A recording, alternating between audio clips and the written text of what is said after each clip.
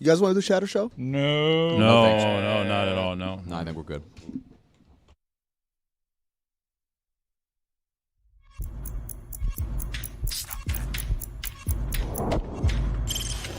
Stop that. Stop that. Stop that. Yeah, I hear him chat from the noise. Move too quick, can't stop for the talking. I hear him chat with the walking. Just too sharp with the prize. White girls better tell me I'm awesome. Yeah, hot like fire on the pan. If you wanna touch my please use caution. Cold like 0 degrees. I'm out the cage, gotta let out the beast. Revolutionary, gotta let out the streets. Locked in a cage, I'ma let out the sheets. We came for one man, forget my peace. We take the west side, take on the east. I'ma put him in a cage, never let out the. Yeah, I hear him chat to the noise. Move too quick, can't stop for the talking. I hear him chat with the boys. Man so tough, but man's keep walking. Yeah, just too sharp with the prize. White girls, better tell me I'm awesome. Yeah, hot like fire on the pan. If you wanna touch me, please use caution. Stop that. Stop that. Stop that. Whoa, you stumbled onto another Wild Billy Wednesday. Hold on to your hats, partners. It's about to get wild. Nothing wilder than not having Dan in on a Wild Billy Wednesday. that's wild, man. Be nice of him to show up to his own show once in a while. Right? Really would. Taking a step back. Seriously. Jeez. What's going on there? Yeah. Someone needs to get to the bottom of that. Yeah, let's start a rumor. Get Barrett Sports on it. Or awful announcing. One of the two. I don't know. They'll write an article. They're on about a it. payroll, right? Like Awful Barrett? announcing? Yeah, Or no, awful announcing. No, they're just media Like, watchdogs. I have a theory. What's the theory? It's for off air. Oh, come on. Really? Wild Billy Wednesday, already come too on. wild. I have a Wild Billy Wednesday. Give us some hints, some notes. You don't have to say the whole thing, but just kind of like, what's the you theory around? Maybe someone has a nom de plume. I love this theory. Nanda what? I am Ben Axelrod. Just a side. Maybe someone's running a side hustle with a nom de on. plume. He's from Cleveland. He can't be real, Ben. Come on. I'm not mad at that. I want to explore that as the show goes on, but we got to start with, of course, Game 1 of the Western Conference Finals yesterday. Is there a greater feeling in sports media than vindication? Than saying something and then having it for, 2 quarters, be like, oh, man, maybe I was wrong. And then the second half happens, and you sit back and you're like, told y'all asses. Oh, man, that was so fun watching. So fun watching Shai Gilgeous-Alexander just turn it on and just destroy the Wolves. And it's crazy because I'm in a group chat with my buddies, and they were killing him. He's like, the guy's a foul baiter. He's not fun to watch. And every single shot he hit in that second half, I was like, was that not fun? Was that not fun? How much more fun can it get? And I'm wondering, is this an internet thing, that Shai Gilgeous-Alexander is not a fun player to watch, or is this he plays in Oklahoma and ipso facto? It's a combination of things, don't you think? What do you think? I think it has to do with him playing in Oklahoma. Right. I think he plays – it's kind of – he's a weird player in that the mid-range game is really, really good. He's not, hoisting 3 after 3 after 3 like Steph Curry is. So I think all of that factors in. His style of play and where he plays certainly factors in. Well, this is his coming out party for me. If he gets to the fight, and OKC's a big favorite, right? Like the betting odds. I mean, they should be. Yeah, Well, yes, except yesterday's ESPN's analytics said the Wolves had a 70% chance of winning Game 1, which I have no idea where that math came from. But Right. But yes, the betting odds favor the yeah, Thunder. and I'm coming around on. I've been sort of making fun of this Final Four because it lacks LeBron and Golden State and all that stuff, and Boston. But I'm sort of coming around on OKC and the Knicks as a pretty sexy championship round. Doesn't this have to happen for us to grow, right? For the sport to grow, Yes. we have to have this where it's like, I don't know anybody. Well, Yeah. this is how you get to know new people, and so that we can continue to kind of grow with these people. That's what Anthony Edwards kind of started last year by going to the conference finals. Now this is his second conference final. Same thing for Tyrese Halliburton.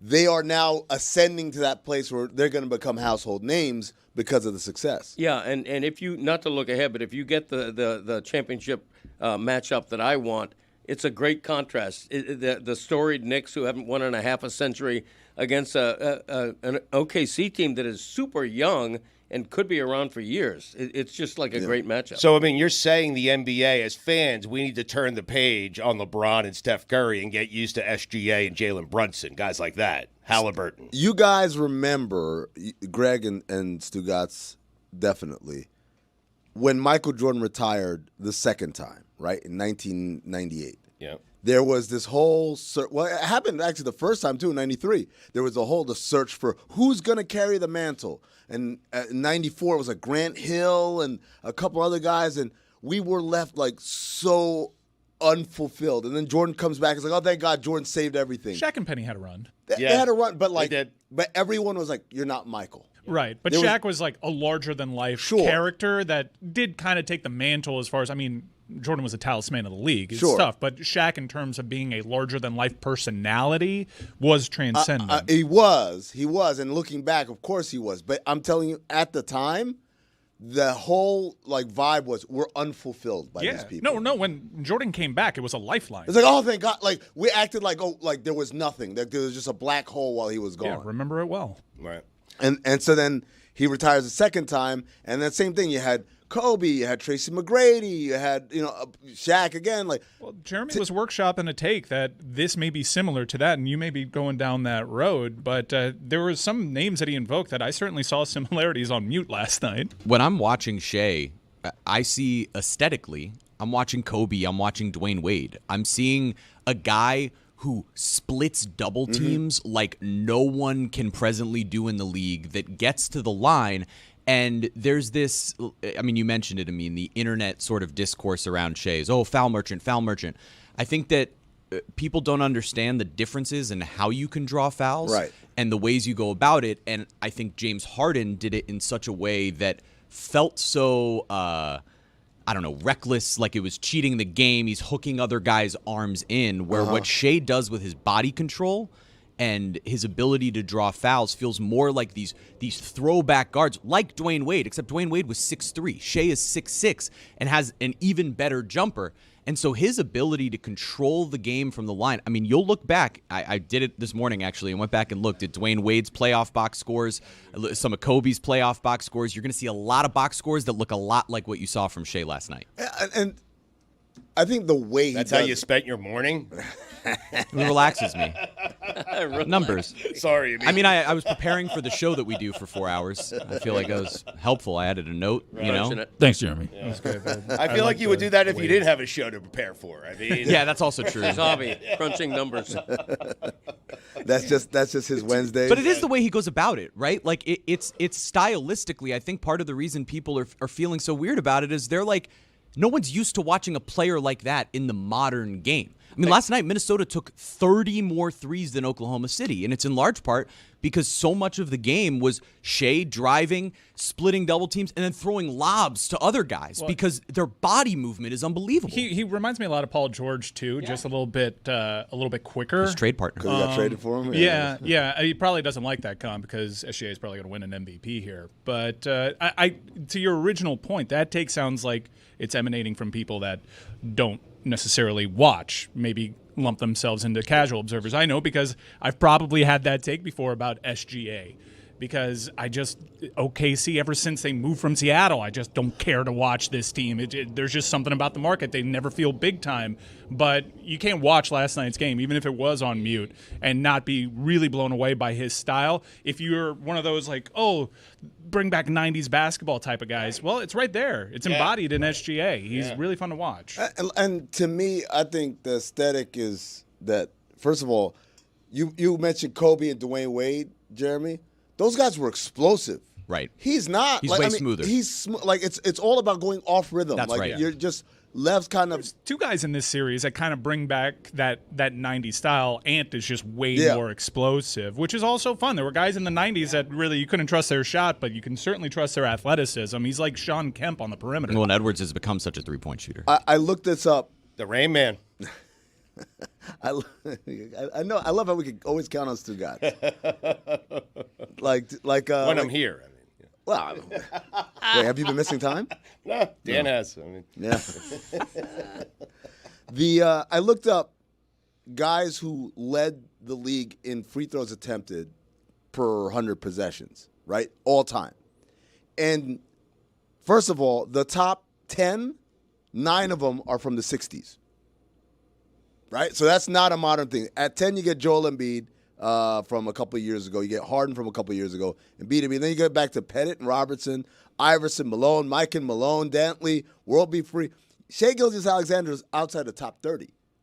So it's like he's not egregious, and he's not flopping. He's getting fouled.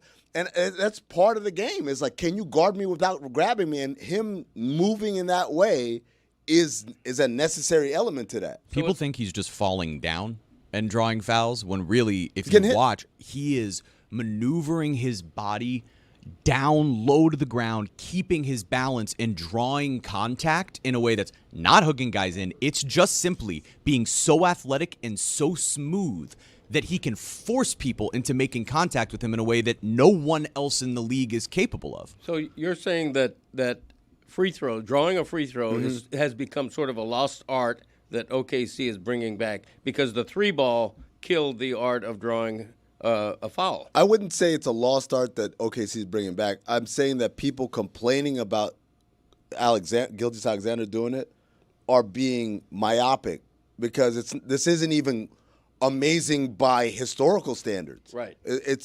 He's one of the best in the league right now.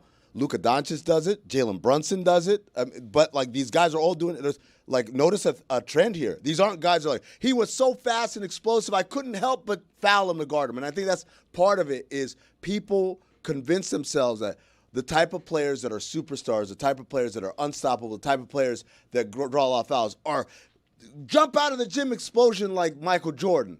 And then you see guys like Brunson and Doncic and Shea, and they don't move like that. They don't look like that. It's like, oh, you're just flopping, basically, is the thing, as opposed to, no, you can't guard me. That's what's happening. Playoff Jimmy built his entire legend on No this. doubt. The whole thing was built on him getting to the free throw line over and over and over again, except it was, in his 30s, where Shea is doing it in a way that is smoother and while he's younger. And it to me, I don't know how you can watch the last few playoffs, celebrate what it is that Jimmy Butler did, and then not look at what Shea's doing and say, oh my God, he's even taking that to a different level. I'll be curious to see if it is OKC New York, what the ratings will be, because you have this monster market in New York that'll draw the casuals. But guys that liked watching basketball in the 90s, they may be drawn to Shai Gilgeous-Alexander, but also the Knicks are a 90s-ass team.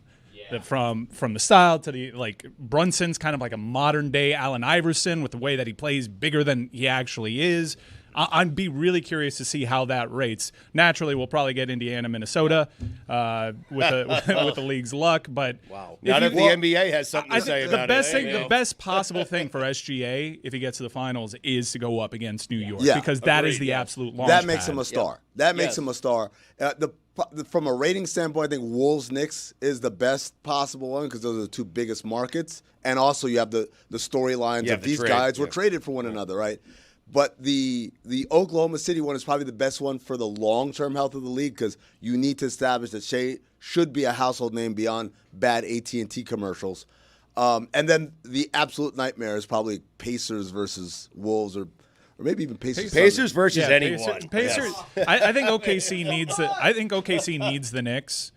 Minnesota. I mean, Anthony Edwards. Everybody needs the Knicks. Yeah, everybody needs the Knicks. The Knicks. Yeah, but I do think that it would probably be OKC Indiana. That'd be the worst matchup. If it's OKC and the Knicks and the Thunder win, doesn't SGA have a claim to the new face of the league? It's a start. It's a start, but it's a big start. It's a big start. Yes, absolutely. I think. Well, what if the Knicks win? Does Brunson get the same thing? Look, there's a bunch of people in the group chat right now who are clamoring to say yes, Amin, say yes, say yes. You know it, say yes. What I love about the Pacers-Knicks rivalry historically is the Knicks are always the villain anytime they match up against a team because they're from Gotham. But the Pacers historically have always leaned into wearing the black hat. Yes. In that series, Knicks versus Knicks, and doesn't matter how many years have passed. they're doing it again, and this is probably one of the more likable New York Knicks teams. Yeah. So it's that dynamic totally amplified. Well, Tyrese Halliburton is the new Reggie Miller. He's the guy that is all right with you hating him, right? He wants to flaunt and taunt into your face. It's just so odd. You have a middle American team, the birthplace of basketball, and when they go up against the New York Knicks, they're the villain. Well, I want to talk about the Pacers and villainy for a second here. You guys talked about this a little bit yesterday, and I talked about it on Oddball, and I realized I don't think I was forceful enough on this. This Pacer fan who got hit with the trash. Windhorst? No. Brian didn't get hit, by the way. Did he? In the video, it looked like he did not get hit.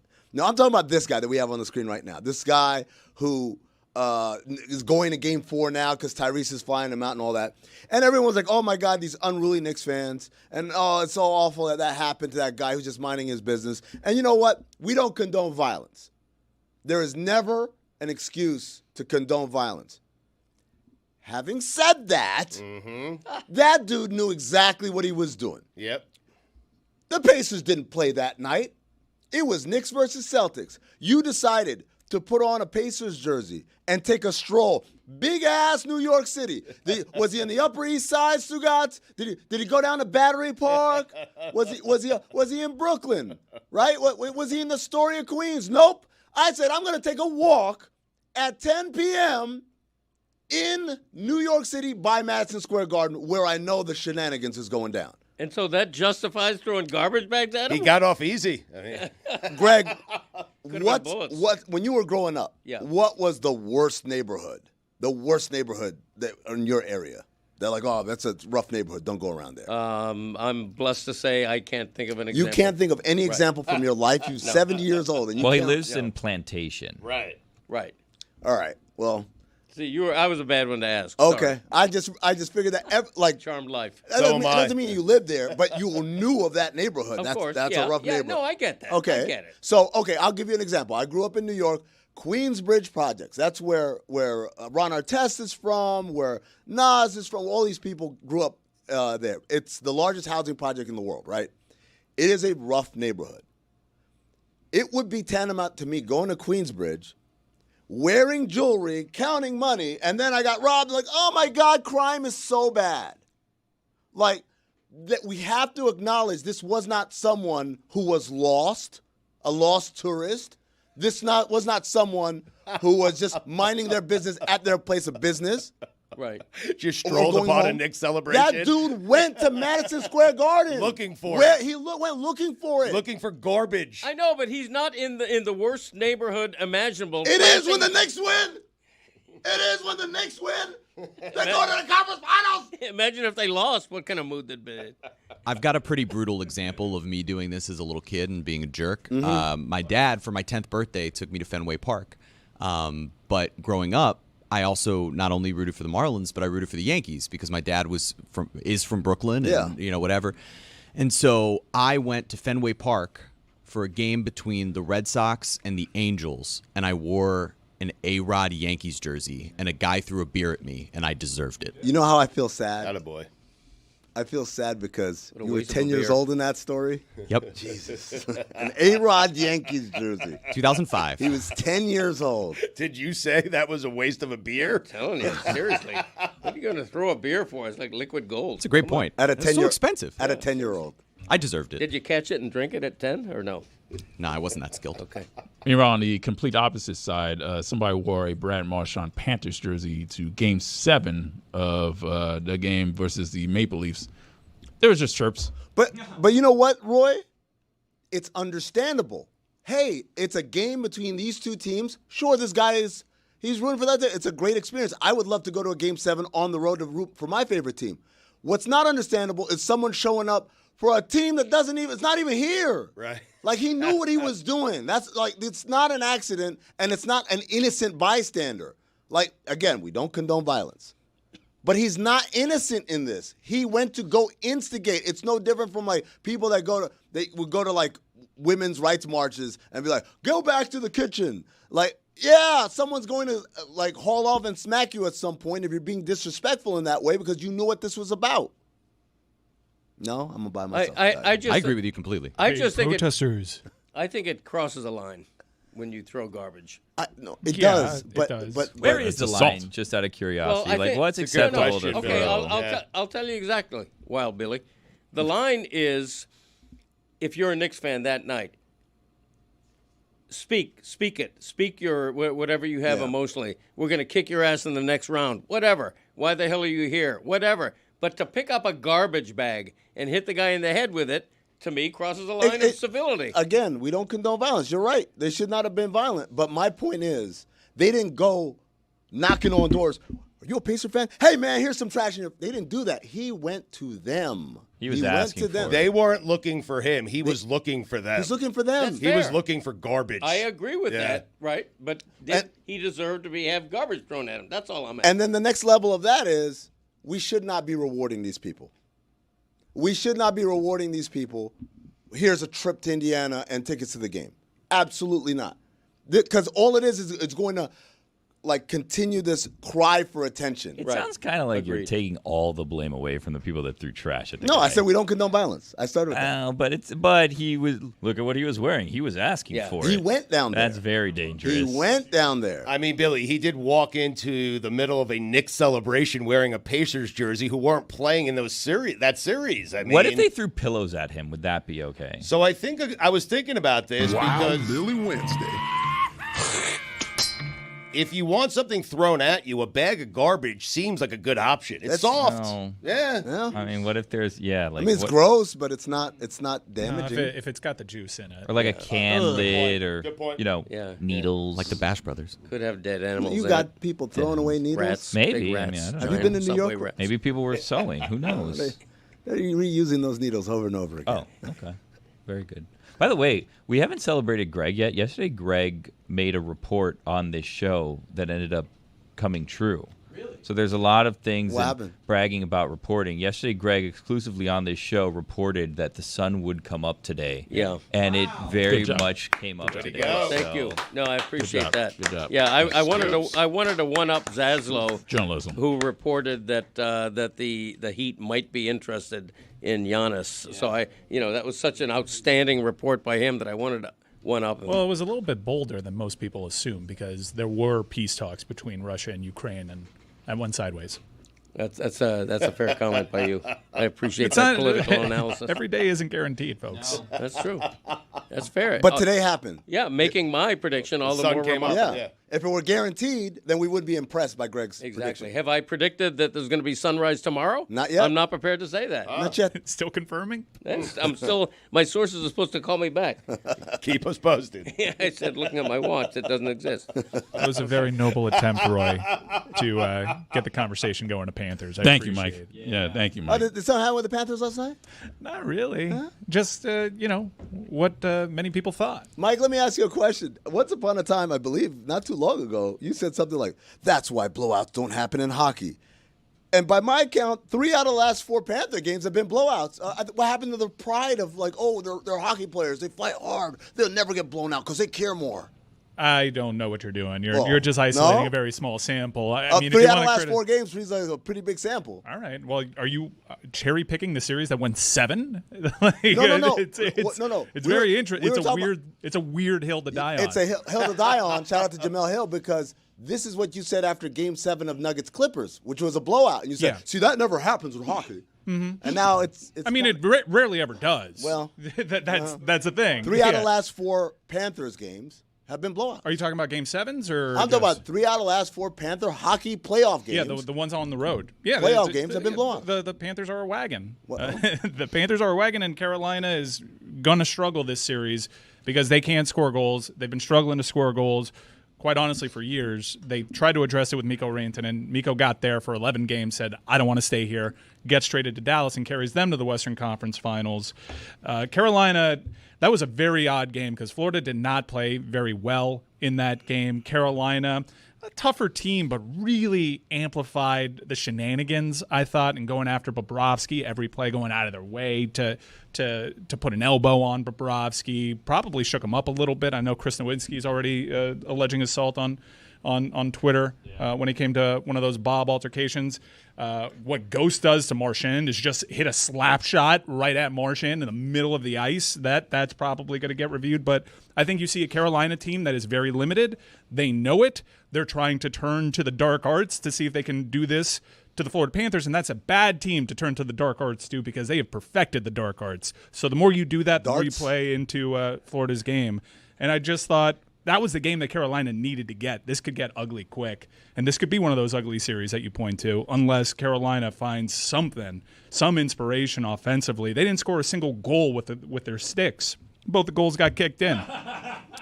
One was a power play goal that ricocheted, and the first one shouldn't have been allowed flatly. Do it with a stick. Aho even looked back at it. That was so weird. Yeah, I thought Maurice should have protested that. I mean, I thought Paul kind of knew the vibe of the game. Didn't want to risk starting the next period off with a power play and really get that barn into the game. Once you're up with a goal headed into the second period, you're already playing Panther hockey. So I get why he didn't do it because Florida was really controlling that game and that was a bit of a fluky goal.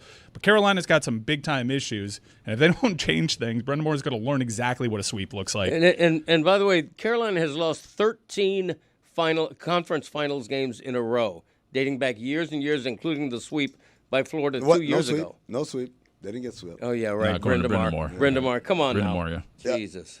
Juju, please put it on the poll. Guy who calls an arena a barn. Douche? Question mark?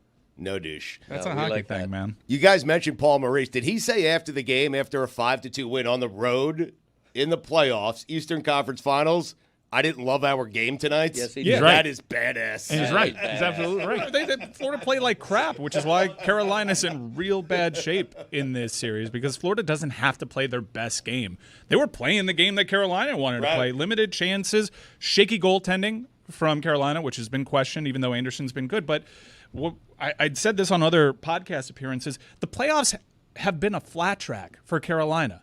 They got New Jersey and they got Washington, two teams that don't necessarily play this aggressive playoff style. And New Jersey's been hurt. Yeah, and Florida's been in the deep end of the pool for a month and a half.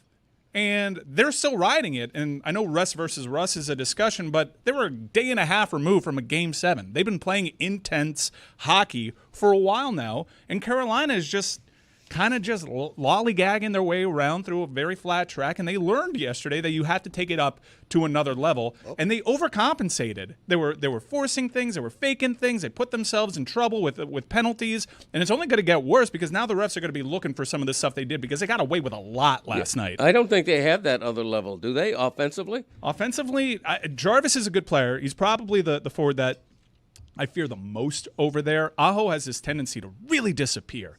I mean, really disappear. And where Toronto found success in the series against Florida was screening Bob, getting in front there. And Mikkola just decided midway through that Toronto series he wasn't going to let that happen anymore. And if there was a player to watch last night, it would be Mikkola in front of Sergei Bobrovsky's net, having absolute jousting matches with every forward that was sent his way. Horses and everything. It was crazy. There was just unmitigated violence in front of Sergei Bobrovsky's net, and Mikkola answered the bell. The other thing about Mikkola is him joining on that rush on that A.J. Greer goal. That was amazing. You seen that big man over here creating – it was a 3-on-2. It ended up being a 2-on-1 at the blue line. He was a playmaker on that play. Ghost is going to get his block knocked off, no doubt, because what he did there with that slapper on Marchand, and look, I thought the refs got it right in terms of kicking Marchand out of that game. You got to get that guy out of there any chance you have. But that was a hugely dangerous play. No, it's flat out. Like, Brad Marchand could have been seriously injured. He slapped a shot 3 feet away from him at center ice, hit his upper body. That player safety has to get involved here. Otherwise, the Panthers have already alluded to it, they'll take justice into their own hands. Yeah, I didn't get the logic of the penalty situation. That's there. playoff hockey. That's Stugotz' music right there. Like, that should have been unsportsmanlike conduct for the firing that puck at Marchand. He only got a roughing penalty, gosh, to spare on that situation. Well, two separate roughing penalties and the 10-minute misconduct, which drew Marchand out of the game. It didn't make any sense to me. Marchand kind of went in, sticks high, was kind of reckless, but you can understand it because Brad's like, are you trying to kill me here? What is the point of this? It was a very dangerous play. I think the Panthers team that won the championship last year is better right now. And we saw it again last night with Greer and some others. Hold on. You're saying this team is better than the team that won the championship. Yes. Okay. Yes. You said the opposite. I think this team is deeper to be determined if they're better. I think defensively they were a little bit more stout last year, particularly along the blue line. But in terms of talent, dating back to the President's Trophy team, I think this is the deepest Florida Panther team that we've seen in some time. Like the Marchand thing, as many people took it as like an insult, I'm saying Florida's got so many great wingers. Look at who the leader in playoff points on 5-on-5 hockey is. It's Lucic. Right. They have Gadjevich answers a bell. When Boquist is in there, he's swear scoring. to God, he's just making up names right now. No, Mackey. Roy was showing off. We haven't even seen Mackey really at all in these playoffs, and I think he's probably one of the more talented players on the puck for Florida. So it's an embarrassment of riches for Florida, and this is a really difficult matchup for Carolina. And Florida's had 17 different players score goals in the postseason, 7 different defensemen. Their goals come from everywhere. Marchand's line has been the best line in the playoffs for the Panthers. The fourth line is scoring. Well, I suspect Mike has some issues with the. No. I now think, you converted? No. I've always been saying. I think that's part of why Marchand kind of turned it around. Once he got put on that line has been a spark plug. It's been very consistent throughout the 3 years of this run for Florida. You could always count on Lundell and Lucic. And now Lucic has taken it up a notch. He's made himself a lot of money. Hell, if they make it to the final, Lucic has an argument to be Conn Smythe, which is insane. If we're drafting Finnish players in this series, I might take Aho last because of how little he shows up in these big moments. That is crazy stuff. He's finished. Yeah, secondary scoring has been gigantic for the Florida Panthers, and has proven through how deep this team is. Thomas Nosek, who's on the fourth line, had to go up to the third line because Marchand was thrown out of the game because of that misconduct. He got the assist on the Lucic goal. Like, they didn't miss a beat. Everybody is scoring. Their goon lines are scoring. And they have really talented wingers that aren't even dressing for this team right now that are going to make a lot of money whenever they come up in the open market. Boquist might make some money if he's a free agent. I know Mackey's probably going to get some offers. He's got a brilliant future. Florida has got a lot of depth. We'll find out if they're better, especially if they play Edmonton, because Edmonton looks to be a bit of a wagon. If you're a Panther fan like I am, I'm rooting for Dallas in that series because I think it's Edmonton's time. Juju put it on the poll, does not liking a 5-2 win make you a badass? And also, can you use the word unmitigated without the word gall? Because Mike said it was unmitigated violence, and I said, well, there's got to be gall in there Unmitigated disaster. Yeah. Oh, disaster. That's a metal sand. That's silver metal. Yeah. Disaster. Yeah.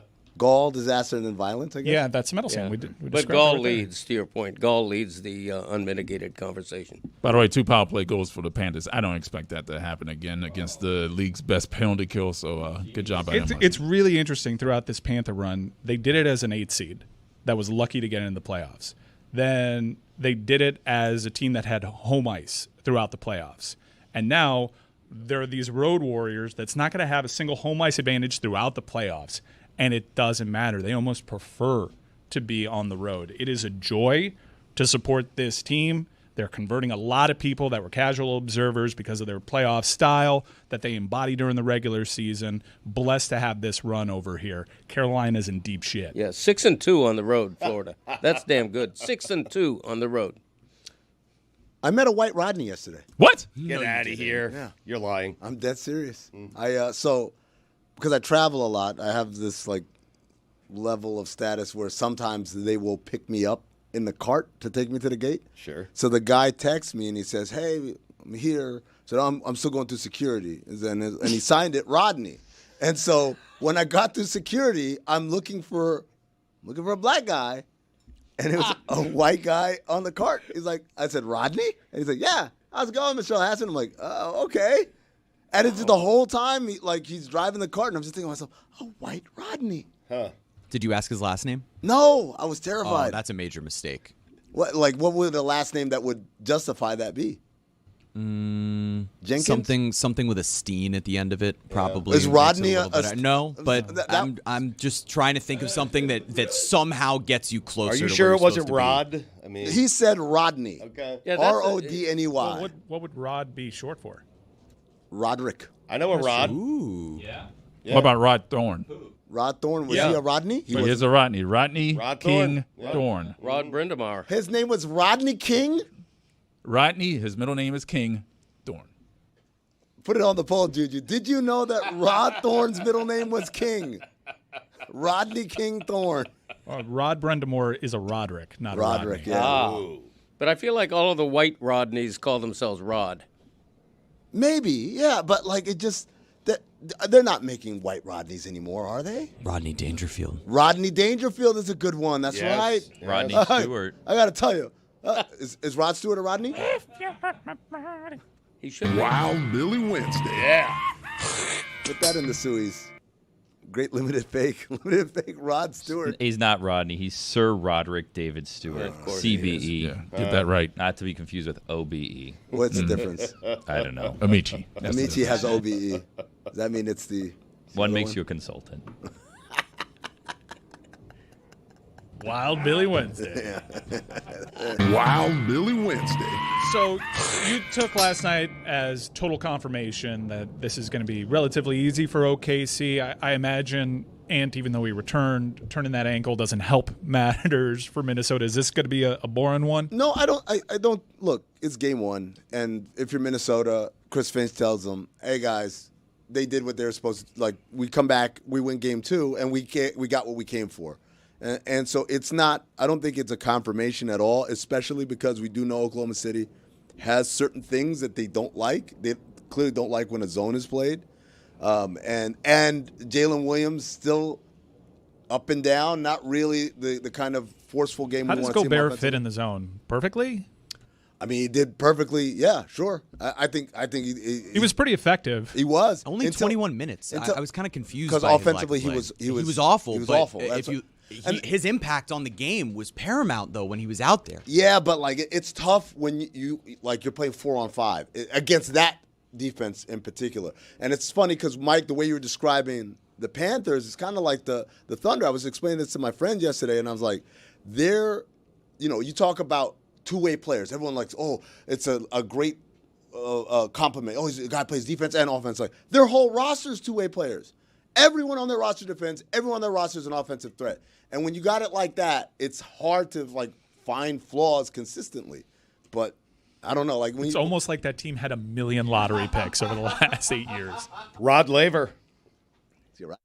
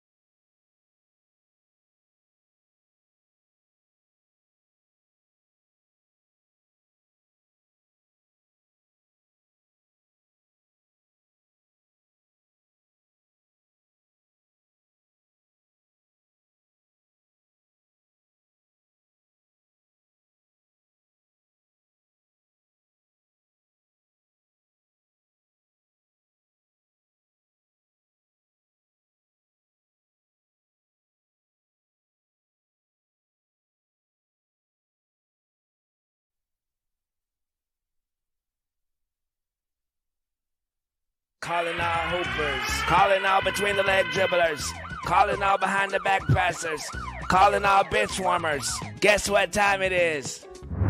It's playoff o'clock. And since I love to give gifts, I'm bringing you post-game lives. That's right, I'm going live after every Eastern Conference game. And since we're going live, you got to know I got to bring my crew. Trista Crick, Zach Harper, Josh Smith, Kofi Yeboah, Amin El Hassan, Israel Gutierrez, Tony Calatayud, Oprah Winfrey, maybe even Senor Daniel Le Batard. Join us to talk smack or celebrate with us every single night right here on the DLS YouTube channel, baby. YouTube, you see us. This episode of the Dan Le Batard Show with Stugotz is sponsored by DraftKings. DraftKings, the crown is yours. We welcome in David Sampson. Nothing Personal is the name of the podcast. You catch it wherever you get podcasts. David, we were musing that the existence of the White Rodney is rather rare. I met one in the wild yesterday. But as we've been in the break, we started. He picked you up at the airport, man. Yeah, not in the wild. Well, I mean, it's a wild. I just ran into a Rodney. I wasn't searching for one. But Stugotz has provided me with two in the break. Which one's Stugotz? Oh, Rod Laver. Rod Laver's a Rodney. Yeah. Who was the other one? Rod Carew. Oh, Rod Carew. Rodney Carew. Yes. David Sampson. Jewish. Yes. Well, and then I found Rod Morgenstein.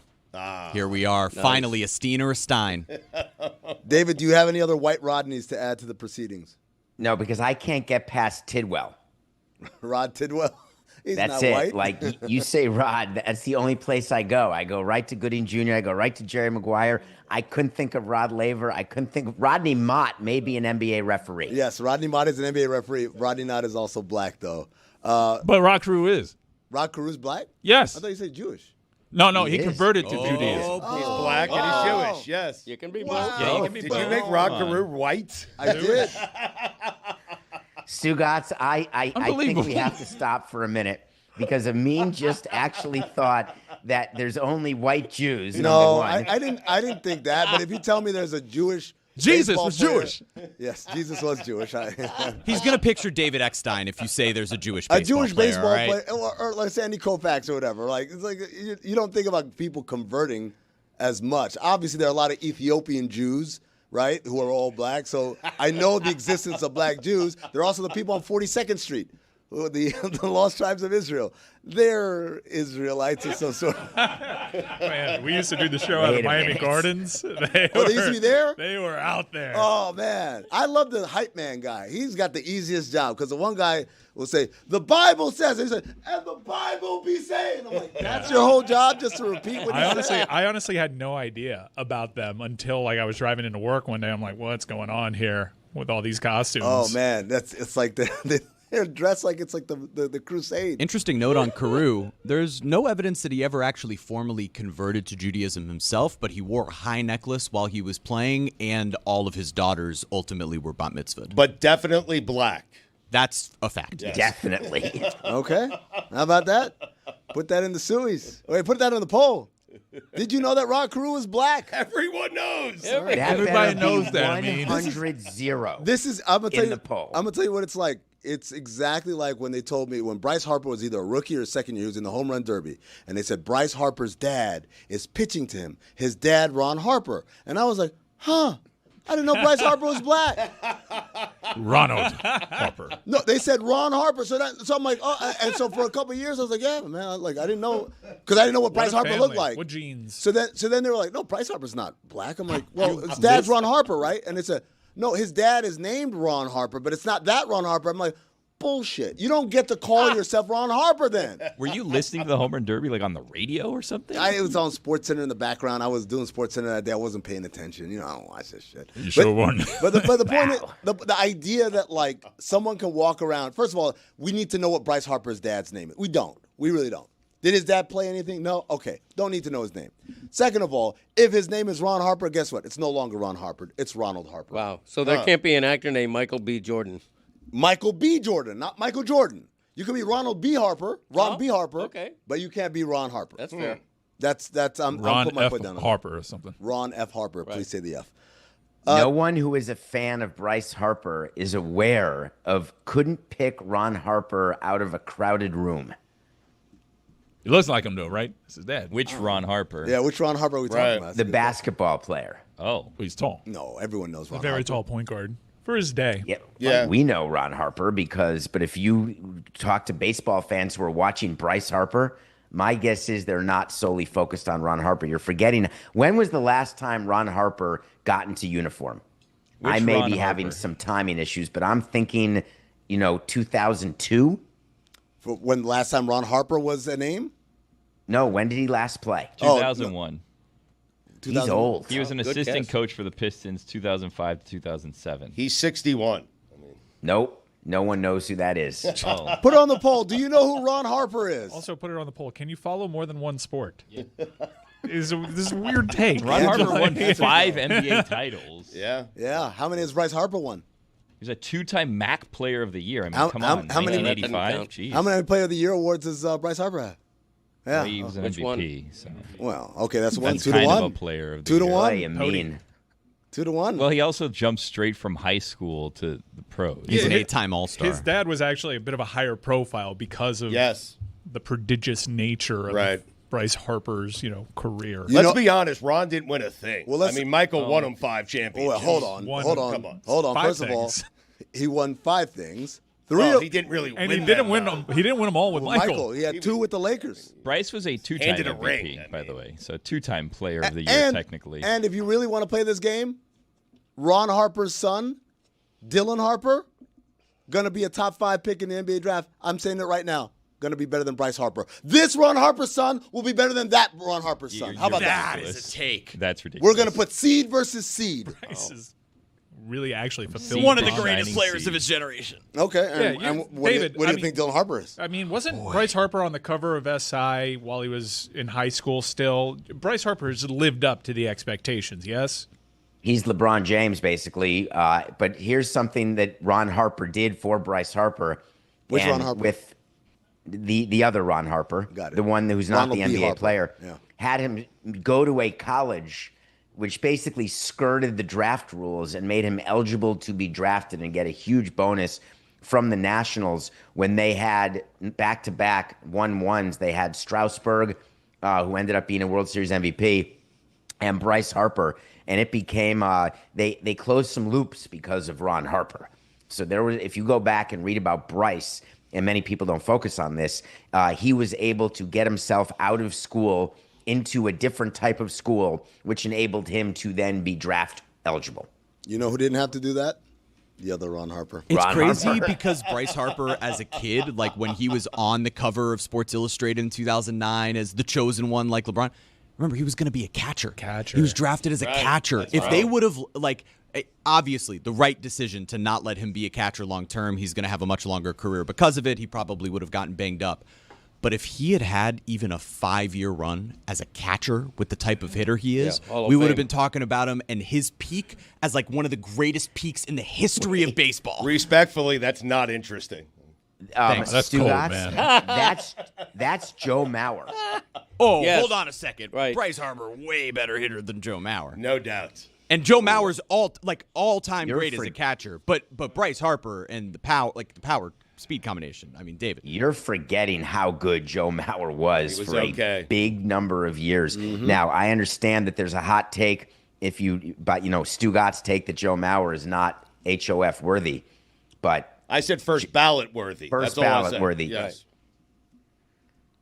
he's really good. I don't want to be the one to shit on Joe Mauer here. I think Joe Mauer is Sounds like like you an are. unbelievable hitter. I was the only one to defend Joe Mauer You're when Stugotz volunteering started this, there. though. Yeah. I am volunteering You're it. like the Pacers Bryce fan. Harper would have been better. Is it crazy to say that Bryce Harper at the catcher position is the type of hitter he? I don't even know why we're in this conversation. This is my own fault.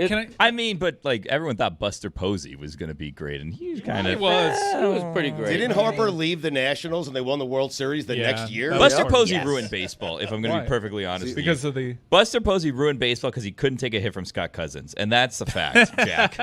I had a feeling you'd invoke Scott Cousins there. FSU, good at churning out catchers. So if we're keeping track at home, Ron Harper adds championships to his teams. Bryce Harper, not so much. It kind of negates it. He goes away, they start winning. That's not a good look. I have a question. plus minus. I have a question that'll kind of switch gears a little bit. It was yesterday's topic du jour, but I'm curious to get your perspective because the WNBA is in a curious position when it comes to this Angel Reese, Caitlin Clark thing because it is good for business. It is getting people. My dad was FaceTiming me yesterday, and he was talking to me about the Angel Reese segment that Stu and Dan had. This is the storyline in the league. And anyone that tries to convince themselves otherwise isn't necessarily in tune with what's going on. Now, it may be a discourse that they're not a fan of. It may be a discourse that they're openly against, and I understand that. Juju spoke to it yesterday. But this is the discourse that is going to be paying the bills. this is the discourse that is going to be getting eyes to that league whenever Angel Reese and Caitlin Clark play. So how does the league navigate this? Yeah, I do not believe this is the discourse that pays the bills. This is the heroin discourse to me. And I don't mean heroin with a females. E? Okay. I mean the drug. No E. Okay. Oh. This feels really good, I've heard, right when you do it, and then all of a sudden it's really bad. Chasing the dragon. Yeah. So this is a way to try to jumpstart something to achieve a value that you believe you deserve to have, will have, could have, and this is the shortcut to it. The problem is when you're building up franchise valuations or building up sponsor relationships, as you head into a collective bargaining negotiation where the players say they could walk out, they want to be treated like Unrivaled treated them, and they view this as the cotton candy. Look at all the ratings. Look at what we're getting. Look at this rivalry. It's total poppycock.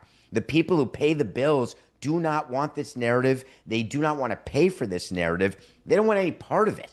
Why? Because Angel Reese and Caitlin Clark, if you're going to do it, you do it on the court. Do it in the playoffs. You are not in the position as a league right now to have this as your revenue driver. Brown sugar. Here's the thing.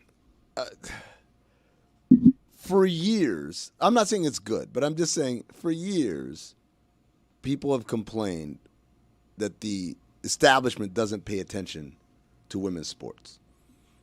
And now it is, and it's doing it in a ham-handed, contrived, lazy sort of way, which, by the way, is how we do every goddamn sport. I mean, this is my point. This is equality. This is equality. You have, like, the annoying topic. Welcome to Tim Tebow world, and should Dak Prescott get an extension? Like, this is you guys making it. Yes. This is everything. This is what you've always wanted. This is what it is. Did you think it was a hollow cathedral where we're actually doing real analysis? We're talking here? about tush pushes for, like, 4 weeks straight. We just did 10 minutes on Bryce Harper versus Ron Harper. When Which, we by the talk way, I've never about been you more in a right way about. that's lazy, without information, you have made it. You That's are right. it. Yes. This is a But they're not congratulations. Cover ready. football. I mean, What's that, David? I'm sorry, they're not ready for this discourse. You're wanting to put the WNBA in this place where it would be part of the cathedral of topics that we would discuss in the media and the sort of insane way that we would look at things. That is a mature league that gets those discussions. And I want to point this out on the business side. There's a big difference when you talk about leagues that have established media rights deals, that have established billion-dollar valuations, versus when you talk about startup leagues or fledgling leagues. In order for a fledgling league, which is what the WNBA is, please do not make a mistake. This league is supported by the NBA and the owners. These teams lose money. Their values have not gone up in any measurable way. Hard stop. The broadcast deals were handed to them. And now the players believe that because of all of this attention that they're getting off the court and the numbers that have been good on the court, I grant you, yes, they outdrew the Yankees-Mets Subway Series game on ESPN. I get you, but you're missing foundation. And so the analogy I would give you is that when you build a building and you forget the rebar, you may get to take the elevator one time before it comes crumbling down. The better way to do it is you build with rebar and you build it appropriately and you build it over time and then it becomes strong and valuable. Then we get to do all the lazy takes and all the talks that we talk about off the court, rivalries, et cetera, et cetera. It's just not yet. David, I'm wondering your thoughts here about flag football being an Olympic sport. If you were an NFL owner, would you want one of your players playing in the Olympics, playing flag football in the Olympics? No chance. Right. This was an interesting vote here, Stugotz. What I thought happened here is the NFL gets its cake and they get to eat it too. They get to announce a unanimous approval for NFL players to play in the Olympics. They get to not go sideways against Washington, where the current president is very pro-patriotism, who's not, very pro-Olympics, as though we're back in the Cold War. Hey, we're going to let our best players out here win as many gold medals as possible. It's in LA. We're home. We've got to win. But what's happening on the side is that what the NFL owners are saying, we're giving this to the players. We're saying, good, you can play. For all of you who've spoken up and said, oh, we'd be interested, we want our chance at gold. But here's what we want in return. We want 18 weeks. We want an international game every single weekend. And when we start negotiating our next CBA, this is the trade. You want us to give you permission and fully ensure the fact that you can play. It won't count against the cap if you get hurt. Fine. But guess what? We want something in return. That's how these negotiations work. David, I'm curious if you know the answer to this. How much money is in the international games for the NFL? Because it's not a separate TV package. Maybe that's the end game spends. But is this just a ticket sales revenue type of play?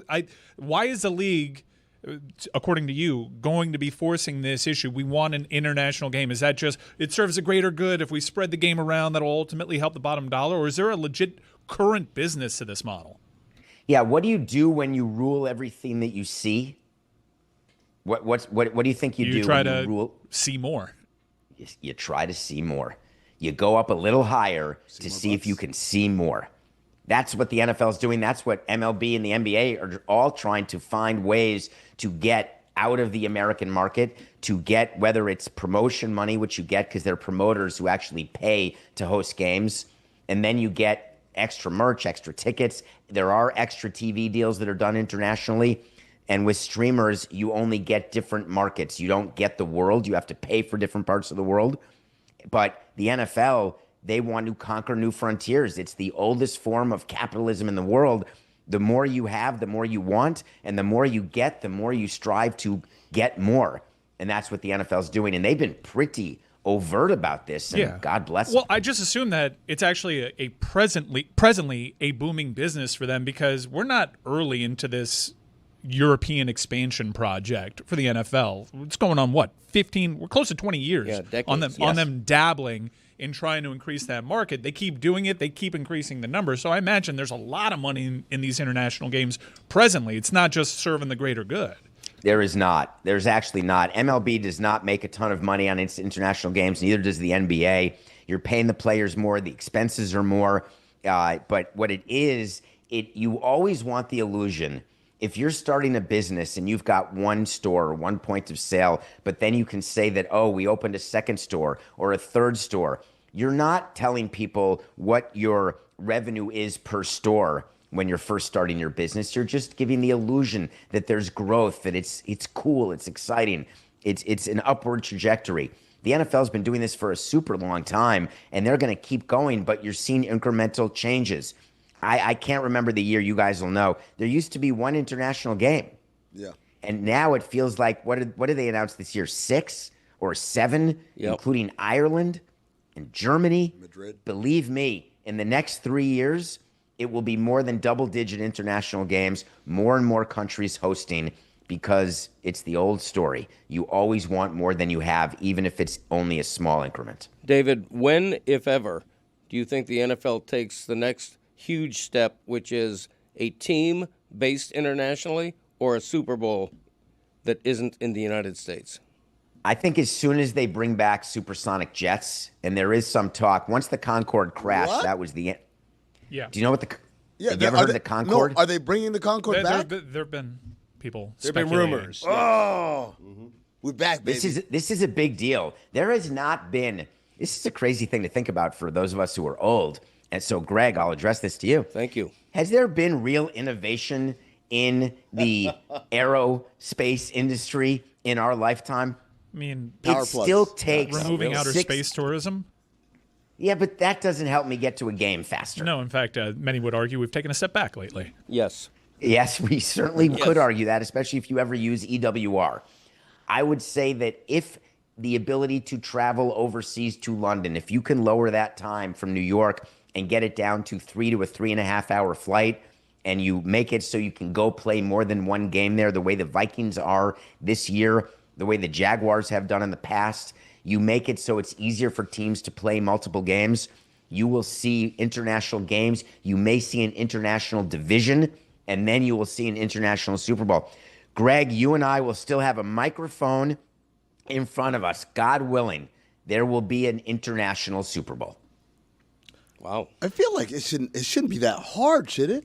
to have an international Super Bowl? I think the bigger issue is probably taxes and working that out with the players' union. You oversaw a team in a different country, and that was just Canada, and it was certainly complicated. I mean, whole different tax structure over in Europe. A lot of players wouldn't be excited to go there. You might have people blocking draft picks the way that Eli did when he didn't want to go to San Diego, right, David? Let me give you a shout out to Revenue Quebec. It is the biggest. It makes the IRS look fantastic. It is such a pain in the neck for players who are dealing with Canada taxes. You get credits for your U.S. taxes, but you have to fight for if they're dollar for dollar. It's a whole Megillah when you play 81 of your games in Canada, which is half of your salary gets taxed in Canada. It's a complete pain in the neck to cross the border back and forth all these times. So you're right. It is a definite lift. And if you are playing in London and you have small kids, it's a big union issue because you can't just go back and forth as easily, which brings us back to the supersonic jet, because you can have your family live in New York and play for Houston, and the union doesn't say a word about it. And if the flying time becomes somewhat similar to get to a different place, you're just going east instead of west, I think that can happen. But David, a Super Bowl, though, again, I go back, like you guys are talking in terms of a team being based overseas. Yes, that can be complicated. To have a Super Bowl. Why is that such a big deal? What, what Minnesota gets a Super Bowl? I'm how hard could it be to have a Super Bowl in Madrid or in Rome or that would whatever? seem to be the way to actually usher in a new era of European expansion for the NFL is start with the Super Bowl and then announce all these other things. But you start it on our time, or do we start it on Madrid's time? Because they're 6 hours ahead. No, the NFL is always kickoff. the NFL is always considered Europe when it comes to the Super Bowl starts. It's not a prime time start. They try to increase the audience. It's usually like a 6:15-ish start that does consider international markets. Well, that's pretty late though. The Super Bowl that starts at, I think kickoff is normally 6:29 Eastern. That's 11:30 But in David, England. if you're a rights holder, you kind of want the primetime spot. It's Sunday. Do a 1 p.m. kickoff. Like, what's the big deal? That's what it would be. Yeah, The do it Super like a Bowl would 3:30. change. Yeah, like a 3:30 is fine. It's 8:30. 1 o'clock's fine. Because it's 8:30 in the UK. I mean, we're getting down in the weeds here. So let's take it back a little macro. The way owners vote on Super Bowls is where they want to be, because unlike the other sports, every owner goes to the Super Bowl. No owners go to the World Series. I mean, I would bet you $1 they don't go. that 2 owners at most go to the NBA Finals, maybe 0. Yeah. But in the Super Bowl, they all go. And they want to go where it's nice. It's why Miami is always a great choice. Vegas, obviously. LA, obviously. Minnesota was less than ideal. But when you have to get a Super Bowl in order to get a publicly funded stadium and the trade that's made, owners are willing to give in on that because they want the new facilities. Going to Europe, not the end of the world, but it's not a great time of year in early February in any of these big European cities. London's weather in February, terrible. Yeah. David, you've been having a busy couple of days here with graduations, right? Kids are graduating. It's the cycle of life, guys, right? The baby bird comes out of the shell and grows up, and then one day it's got to leave the nest and fly. And so have you They're tough to sit through, though. I mean, they are. Dude, They're long. It is brutal. Incredibly long. Incredibly long. And I've never, well, I guess I've been to, like, my kid's middle school graduation. That doesn't count. But, like, I've walked for my graduate and undergraduate degrees, and it was a big waste of time. I didn't do it because I wanted to do it. I did it because my family was there. I was like, they want to see this, so let me just go ahead and do it. So, again, I'm not saying that I'm a candidate for Father of the Year by any stretch. What I am saying is that I have a note on my phone where I keep track of a lot of stuff. I would like to read to you the following. 06, 09, 09, 12, 13, 14, 16, 17, 17, 20, 20, 21, 21, 25, 25, 25. I've kept track of graduations since 2006 in my phone of obligations that I would have to go to. And I just finished. I swear to you, yesterday was the final when my daughter became a doctor. And I'm so proud of them, I grant you. But God damn it, that was so many graduations. You're done. I lost my mind, Stu. It was hours. I don't care that I have to watch 80 other people get hooded and then watch 200 people get their name called. I'm there for my 2 seconds. Give me a slot, and I will show up for the slot. It's like the ballet recitals for a 4-year-old. I don't want to sit there 8 hours to watch my daughter do 3 minutes of a dance. I'm kind of with you on this, David. I'm totally with him on Dude, that. it's like it's a lot of. By the way, graduations are boring. Very boring. Yeah, and you get someone. So boring. Someone has to come give a speech, and they do the whole like you're gonna go out into the world, or you're gonna change the world. I'm like, oh, shut up, shut up. We all want to get out of here. I mean, it was great the first time when you're, a child graduates kindergarten. Yeah. And No, you didn't first even- grade. Yeah, but that's a short pre-K. one, man. Well, number it's one- kindergarten. Oh, it was not short. Really? How big was your kindergarten class? It wasn't that big, but they were celebrating multiple classes. It was Yeah, like two hours. But also, but I'm just saying, as a participant, forget about being a parent. As a kid, I'm just sitting there waiting for them to call my name, twiddling my thumb. Oh, that's me. Go up there, you take your picture, and that's it, right? And so now when you extrapolate it from kindergarten and then middle school graduation, high school graduation, then you get to college graduation, right? It's like, okay, we've done this before. But the college one, not only is it the biggest one with the most people, but it's got these speeches. And the speeches are sanctimonious as hell. Like, who the hell are you to tell me I'm going to go out in the world and make a change that I want to see and all that stuff? Shut up. Get to the point. Make it fast. We want to get out of here. I want to eat with my family. I want to hug my mom. I want to take pictures. I don't want to sit here listening to you wax poetic about where the world is and how it needs me. Stugotz, who's the person that gives the speech during these graduation classes? Starts with a V. I have no idea. Oh, you trying to the lose your way? valedictorian? Yeah, the valedictorian. There it is. Got to remember your own bits. Victor something? But also, you got to know your teammates. Like a 17-year-old callback, really? Oh, no, he remembers. With no heads No, up. he absolutely remembers, Mike. What? David, what was the most memorable thing of yesterday's graduation for you? I mean, it's cool to hear your child named as a doctor. I get it. Like, that's interesting. Yeah. And so I'm in. And it was cool to watch my son graduate. The coolest part was that I got to run into the owner of the Cardinals, who I hadn't seen in 7 Bidwell? years.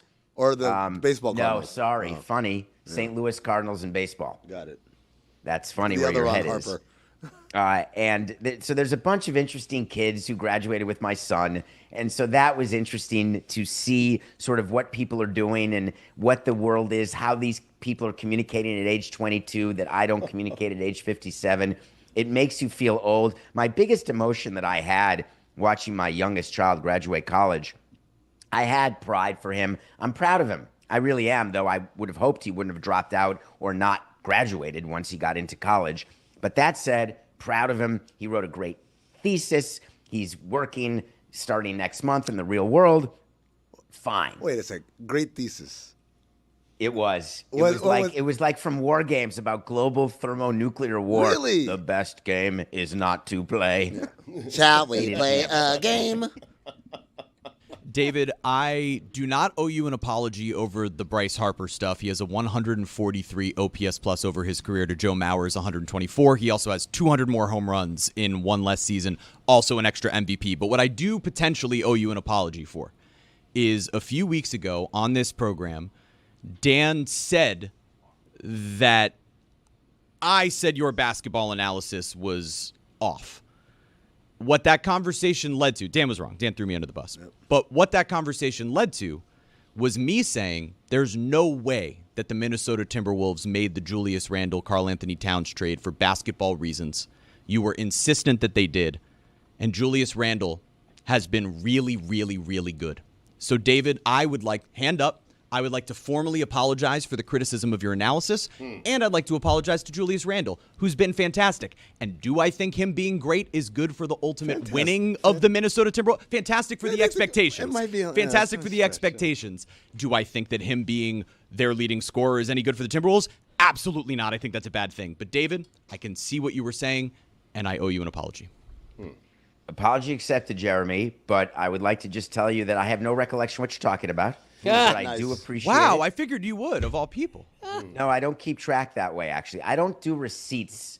I'm not the victory lap guy because my legs would get tired. It doesn't matter. Too many victories. Everyone to is keep track of. entitled to be wrong. He's just keeping track of graduation days. Now he'll show us that $2 billion receipt, though. There is a sports storyline going on this week that I'm shocked at how little discussion there has been, because I know it's a niche sport, but when Lance Armstrong's doing his thing, mainstream media talks about it. The biggest day in motorsports is happening on Sunday. You have Monaco, the Grand Prix, the Indianapolis 500, which used to be a way bigger deal, but 300,000 people are going to be in attendance in Indianapolis. And then NASCAR debuts on Amazon Prime later that evening with a race in Charlotte. There is one man in the history of this planet that has pulled off running all 1,100 miles in the Indianapolis 500 and the Coca-Cola 600 in Charlotte. 2 different cities, 2 different races, 2 different circuits, 1 driver. It's Tony Stewart. It's the only person that ever did it. I thought you were going to say Ricky Bobby. Only person that ever did it for IndyCar and then NASCAR on the same damn day. They completed all the miles. 2 others have tried. 2 others failed. How'd he do? Kyle Larson was the most recent to try. He tried last year. Both races were impacted by rain. Kyle Larson led one of the final laps before ultimately having to go into gas because he made a rookie mistake there, and then flew to Charlotte on the same day. Was never actually able to get in the car because rain impacted it. Kyle Larson is once again trying for the double. 2 races, 1 day, 1,100 miles. This is a massive story. Prime has a documentary series behind it. They are launching their coverage of NASCAR with Larson going for the back end of that double. Why? I know they're competing interests because NASCAR doesn't seem fully on board with this because it looks like Kyle Larson is prioritizing a different circuit. But this is great for the sport. It's great for all motorsports, and I don't understand why NASCAR and IndyCar aren't getting together and really teaming up and pushing this news out there because few people even know that this is happening. Mike, real quick question. You said Tony Stewart's the only one to do it. How did every single mile. How did he do it? How did he do? He did top 6 in Indianapolis and top 3 in Charlotte. Okay. Yeah, he didn't win. It goes without saying, no one's ever pulled off the amazing feat of winning both races. But the specter of that does loom over this weekend. Kyle Larson's one of the most talented drivers. If he pulls that off in one day, if he wins both races, I don't think he's fast enough in Indy. But if he does, it's the single greatest motorsports achievement we've ever seen. And people should know that there is a chance of this happening over the weekend. From the movie The Sixth Day with Arnold Schwarzenegger, we have White Rodney Roland. Huh. Do they wear diapers, Mike? They just go in their tracksuits. We've asked every time, earlier in the show's history, anytime we had a NASCAR driver, it was Dan's go-to question. And the answer is they just go in their pants? Go. Yeah, they just go. But they get so dehydrated during that race. They're not peeing that much. They're not. If you're not peeing, you're not drinking enough. Well, they also have lines of water. They get hydrated, but it's something that does happen occasionally. They pee in their. That's your response to Kyle Larson trying for this historic double? No, I have a better one, Mike. Is that analytics have told me that under 0.01% of our audience at Nothing Personal wants that as one of the topics. And so that's why I don't cover it. I want to cover F1. I thought that the hook of Drive to Survive and people getting excited about that and McLaren, how great they've been.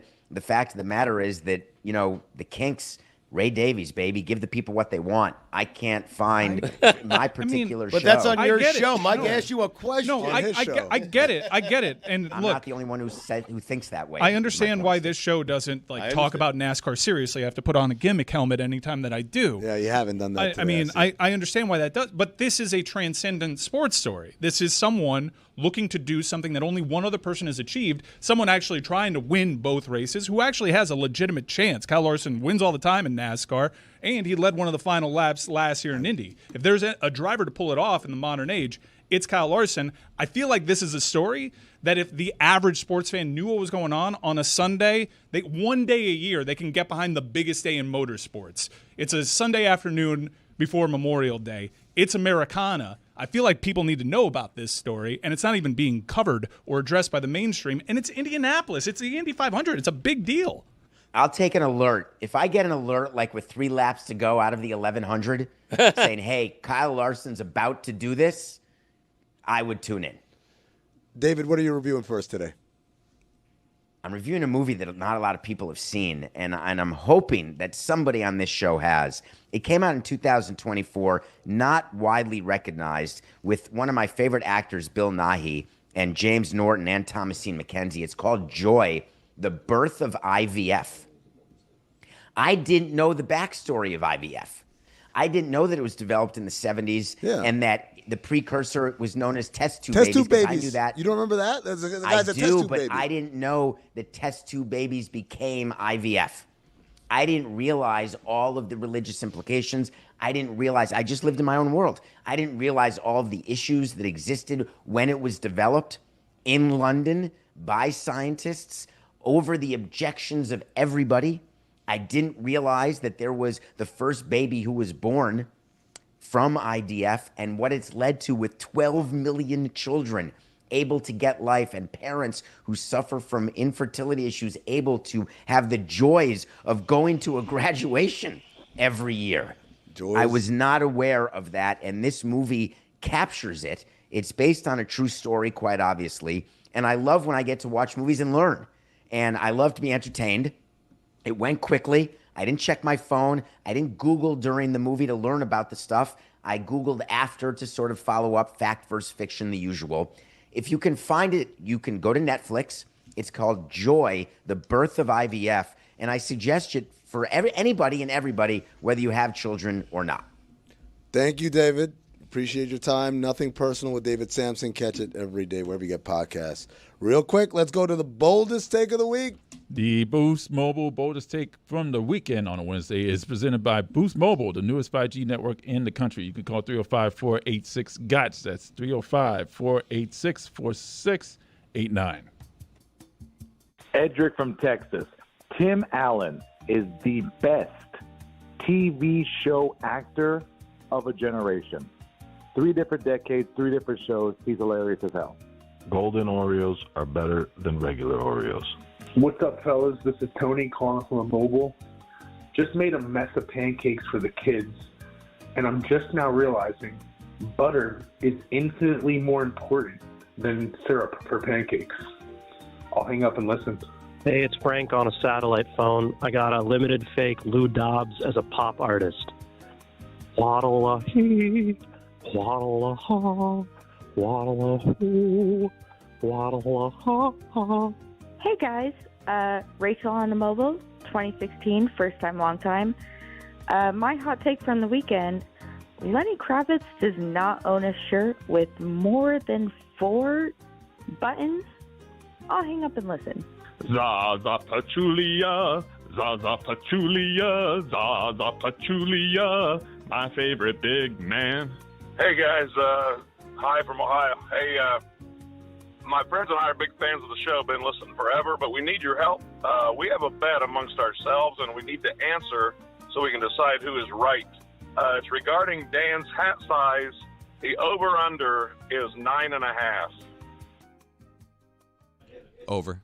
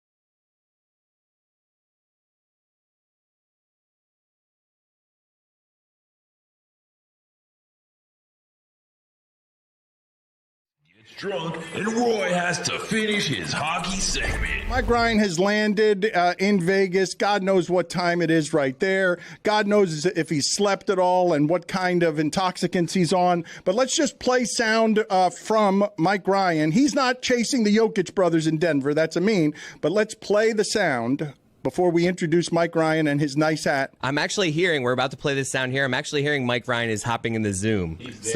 But let's play this video first to set it up. All right, is the video ready? Because a lot is happening around here this week. It's crazy. This is a careening clown car that is going to pinball all over the place, and I'm very scared we're going to get in trouble this week because it's hard to keep the lights on, and we shouldn't do any of this stuff live. Let's go ahead and go to Mike's initial report. Was it from the Vegas airport? Was it around slot machines? Where was he? Let's listen in.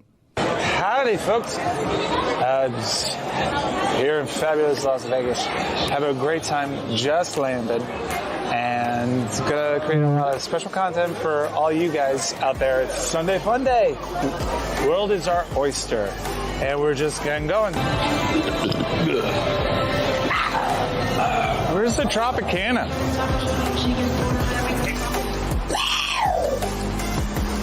It's the wrong kind of big cat. Different big cat's gonna be taking over the strip.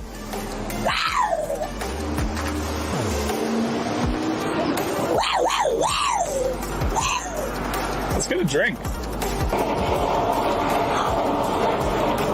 Welcome to the world famous Las Vegas Strip, as you can see. Man, my battery's dead. No, I have a. There's a battery store right in there. Battery store, right? There's a battery store right in there. I'll come back. Wait. Be right back. Yep. No, you want me to get it? No, I'll get it. Yeah. Be right back. 5 minutes. 5 minutes. 5 minutes. Just 5 minutes. He's got a gambling problem. That's what this is going to happen. Hello? Hello, Miguel? Michael? Is this Mike? Michael, you want Michael? Is this Mike Ryan? This is Michael's friend. Hey, listen here, okay? D1, okay? Do you know what D1 means? D1 means don't worry about nothing, okay? Don't worry about nothing. Miguel, he's in good hands, okay? That's all you need to know. He was kidnapped, but we have him in the Zoom. Reach Mike Ryan. No, you'll see Michael. You'll see Miguel. You'll see him tomorrow, okay? He'll be okay, man, hey, let him know his producer, John, is trying to reach him. He'll know. I got you, okay? I'll leave a message, okay? Get some Oscar, okay? Miguel is okay? Unbelievable. Some honey, the honey, okay? Go Panthers, go Panthers, go out. Meow. Take care, okay? Ciao. I mean, we sent Mike to Vegas on a Meadowlark account. I didn't know we had sent John Reed to Vegas on a Meadowlark account. Do we trust him enough to have him in Vegas? I don't know. Gotta have a producer. I don't know about that one, Dan. Mike Ryan, thank you, Tony. I don't know why he's there on an account. Mike, are you sober? What time is it right now in Vegas? Oh, okay. They got to patch us through. Mike, you got us? Mike, are you there Okay, excellent work by you guys. Thank you. I appreciate that this is a them issue. Ready to go. Your concerns have been validated. But just look at him. I mean, holy shit. I didn't know he was going. I didn't know we could have used him here. Was that a Haitian accent? What was that accent? The kidnapper is of undetermined foreign kidnapping skills and ethnicity. Well, bad skills if he's in the like Zoom. from Top Gun. It's just a general threatening accent. Could be from anywhere in the world. Could be any kind of person. There he goes. Yes, the Vegas nightclub life is no good for him. I can't hear nobody. You can hear me. You can, Mike. Can you give us a report here from Vegas? Roy's going out for games 5 and 7. We haven't had time to get to Roy's notes. Roy's mistakes. Do you want to go over them with him? Do you guys, Roy, go ahead and handle this segment here with Mike Ryan and talk about our hockey coverage. Is he at the Waldorf? I mean, I can't hear them. All right, Mike. I will try not to go as loud. Fine. You got a hangover, so I'm going to go with the mistakes that the Panthers made. So let's go with the Jonathan Marshall show going right now, all right? So both your D-men went behind the net, both of them, covering one man. That left the front of the net wide open for Jonathan Montesoro. So that's one mistake right there. He had some bad luck with Anthony Duclair blocking the shot. So he was hobbled on the ice, could not get off the ice. Right. And Shea Theodore made a move on him at the blue line, turned around, left him in the dust, ended up in the middle of the ice. And the screen in front of Bob could not see the puck. Allowed that Bob trying to see the puck was one of the great videos. I thought he was going to start jumping up and down on his skates. Yes. And then the last mistake here, the Mark Stone goal. Aaron Ekblad tried to clear the puck out of the zone. Puck rolled up on him. Ended up being a pop fly, basically. And Mark Stone knocked it down with a high stick, which they reviewed.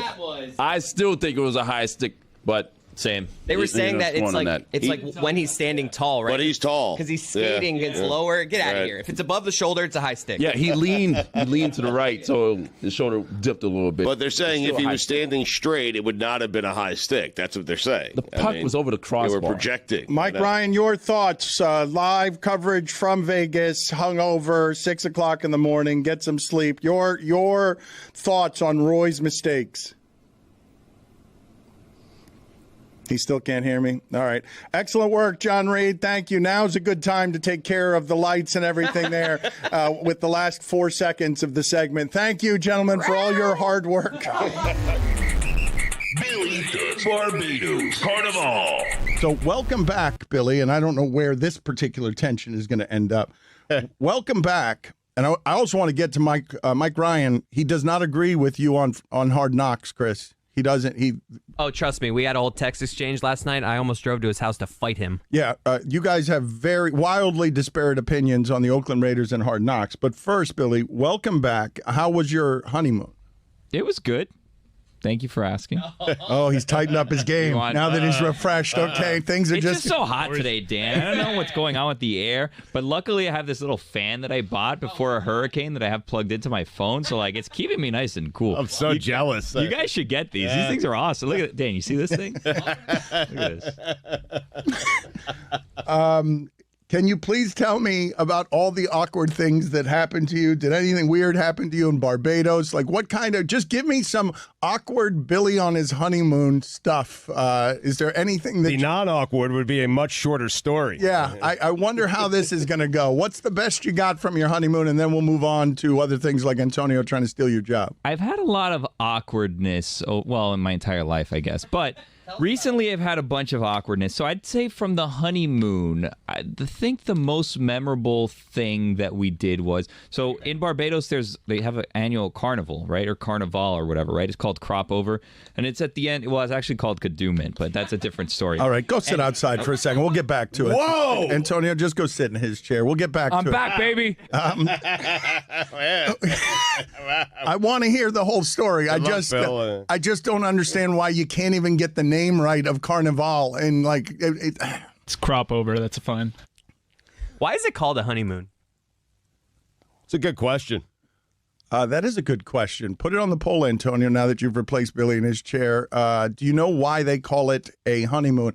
Mike, do you have the sound? A very simple sound, a very simple question. Basically, I want you to hear Billy, who has a reputation for yammering and just not being able to get anything out, and he's rusty, because he hasn't been paying attention to the internet for 10 days. So he came in here today, and it was just a furnace blast of news, all of it weird, disorienting. The local hour has gone someplace else. We showed him Antonio Brown's feet.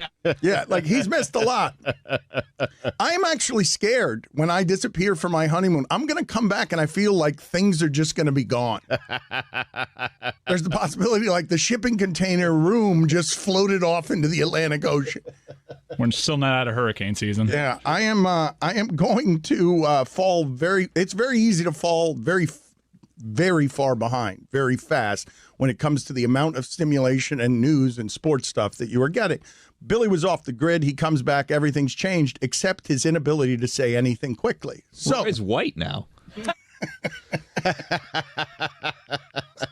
Everything is different. Like you That's the most efficient you've ever been. Yes. Look at that. Did you learn something on your honeymoon? Okay, so lest you think he has cured his ills of not being efficient, please play for the audience. This is Billy Rusty returning from his honeymoon. Just him simply trying to say where he was. I've had a lot of awkwardness, in my entire life, I guess. But recently I've had a bunch of awkwardness. So I'd say from the honeymoon, I think the most memorable thing that we did was, so in Barbados, they have an annual carnival, right? Or carnival or whatever, right? It's called Crop Over. And it's at the end, it's actually called Kadooment, but that's for a the different love of story. God. All All right, go sit outside for a second. We'll get back to it. Whoa! You would have kept going. You would have given it 20 names if I didn't cut you off and kick you out. You would have given it 20 names. Actually, the roots of the word come from the 1700s and indigenous people. I was upset you did that to Billy his first day back, but hearing it back, he absolutely deserved it. Again, yes. I want you to hear again, just Mike, the last part of it, where he's simply trying to say, Billy is simply trying to tell us, this is a very simple transaction. Hey, Billy, where were you? What were you doing? He got snagged and stuck on where were you? I've had a lot of awkwardness, in my entire life, I guess. But recently I've had a bunch of awkwardness. So I'd say from the honeymoon, I think the most memorable thing that we did was, so in Barbados, they have an annual carnival, right? Or carnival or whatever, right? It's called Crop Over. And it's at the end, it's actually called Kadooment, but that's a different story. All right, go sit outside for How do I not get frustrated with that? Like, I missed it for 10 days, but I don't miss it anymore. Those are important details. I normally don't hear, but I heard it. All right, start again then. And real quick, Mike, just the short version. Billy being asked, where were you, Billy, on your honeymoon? This is a simple question. It gets a simple response in most circumstances, unless you're talking to Billy. So in Barbados, they have an annual carnival, right? Or carnival or whatever, right? It's called Crop Over. And it's at the end, it's actually called Kadooment, but that's a different story. All right, Billy, we've established where you are and what it's called, kind of. Now, proceed. All right, so this is how it works. Crop Over is like a couple months long, and Kadooment is like the grand finale, and it's like a carnival type thing, and you guys will see from time to time, every once in a while, Rihanna will go back to Barbados, and she'll be like parading in the streets, and it's like Brazilian carnival, basically. So we wanted to do that, which is not something that at all is something that I would probably ever be in my comfort zone, right? You would think me parading. Well, it's a lack of repressions. It is free, liberated people being themselves. So of course that's the worst place in the world for you to be soaked in fear. Oh, it gets worse. So to participate in this, you have to sign up with what are called bands, and they have a bunch of different bands that you sign up for. So we found a band, and then I get my costume. You have to pay to get costumes. So I'm going through the streets, and I'm shirtless, and I'm in pink shorts and a cowboy hat and all this fake jewelry that they have on, that it's like massive, like this pendant around my chest and like these arm cuffs. So I'm like going through the streets dressed not in all way that I'd ever be comfortable doing it. And I thought that, you know what, it's like a parade. It'll be like the Three Kings.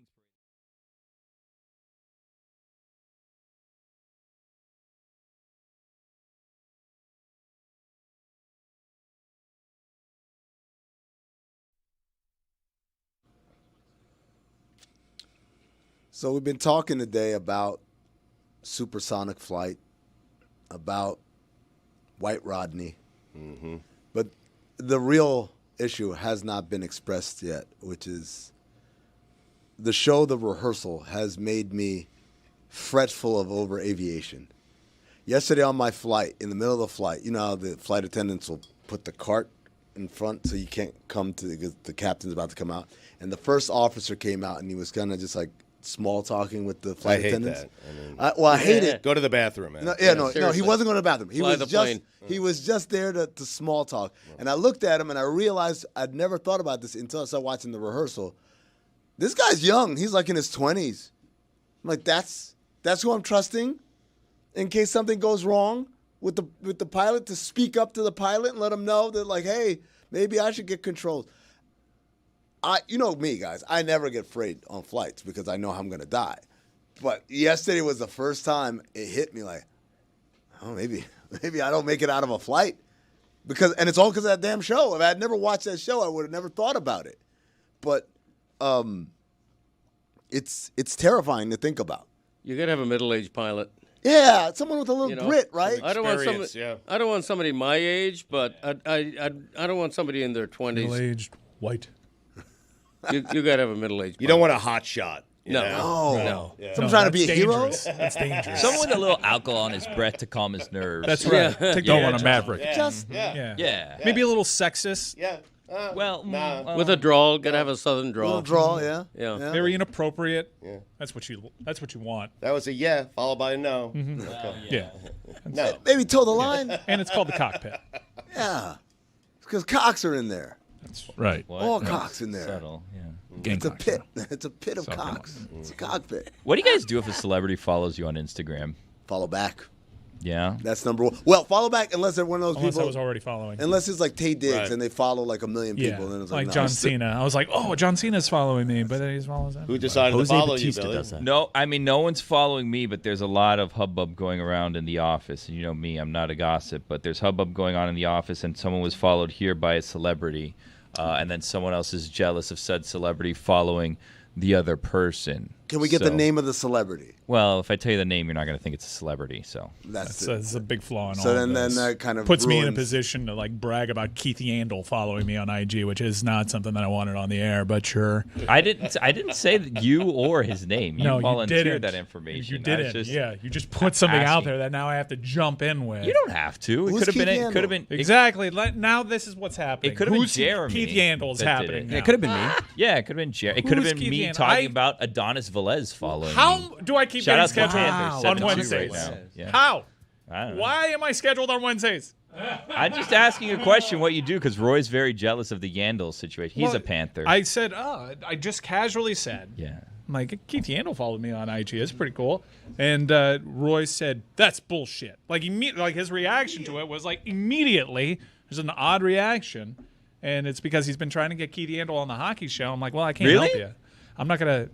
My first act after Keith Yeah. Yandel follows You me on can IG. help him. No, is not- you I'm don't not gonna wanna bother DM Keith Keith. Yandel. Like No. moments after You the gotta follow, wait, I'm going to be yeah. like, hey, can you show up on the hockey show? I'm Well, not- no. Dave Dwork has his phone number, but he hasn't, Dworky. he hasn't Oh, accepted oh, yet. oh, But okay. my problem is You're off the hook, Mike. I mean, Dworky has his number. He's number. not like, what are we doing here? no. My problem is I want to be followed on Instagram or Twitter by Keith Yandel. Why? I find it unfair that he hasn't yet. but You've said a Roy- lot of bad things Totally about Keith unfair. Yandel. I have Like, not said bad. Roy, once No, he's I on have the show, have. once he's on the show, that's where the whole.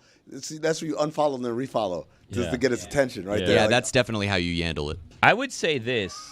I don't want to be followed by Keith Yandel. So Keith Yandel, if you're listening, don't follow me, follow buddy, me. because I don't follow want you back. to follow me. I'm not going to make you a close friend. You're not going to see anything about my life. Please don't follow me. I'm not interested. Keith has played for a lot of teams. He was famously an Ironman in the NHL. Latter part of his career spent here in Florida. Now, Florida has been making these deeper runs for the last few years. Keith, I think, was playing for one of them. Last year, it wasn't. He could have had the opportunity to seize at Turner because he's a part of their broadcast occasionally to be the pro Panther guy. And he didn't take it last year. But this year, with Biz and the Panthers playing Biz's favorite Maple Leaf team, yeah. Keith seized this opportunity. And now, like this, he's become the Panther guy in media. Keith is an unfortunate name. Is it? Right? Yeah, because you can't have a nickname for Keith. Keithy. What's a nickname for Keith? Wow, Billy Wednesday. An echo. That's a Well, good point. in hockey, Okay. they call him Yans. Yans? Did you go Keithy? Keithy. Yeah. Keithy. To Yams. Billy's point, it's an unfortunate name. You want a name to give you a nickname, right? Yeah, Like you most have to. names you can have a nickname. What's Greg a nickname for? Gregory. Oh, that's Yeah. right. G. Up in culture. What's a nickname for Jeremy? Jerry? Jer Bear. People call him Jer Bear. Hold So- on a second. Who Yeah, calls people you? have always done that for who sure. calls They also you call him G? annoying. A couple of people. Like who? What if someone has Think of a anything else. What if Yandel. someone has a ridiculous name Like that what? sounds like a nickname but is actually a full legal name?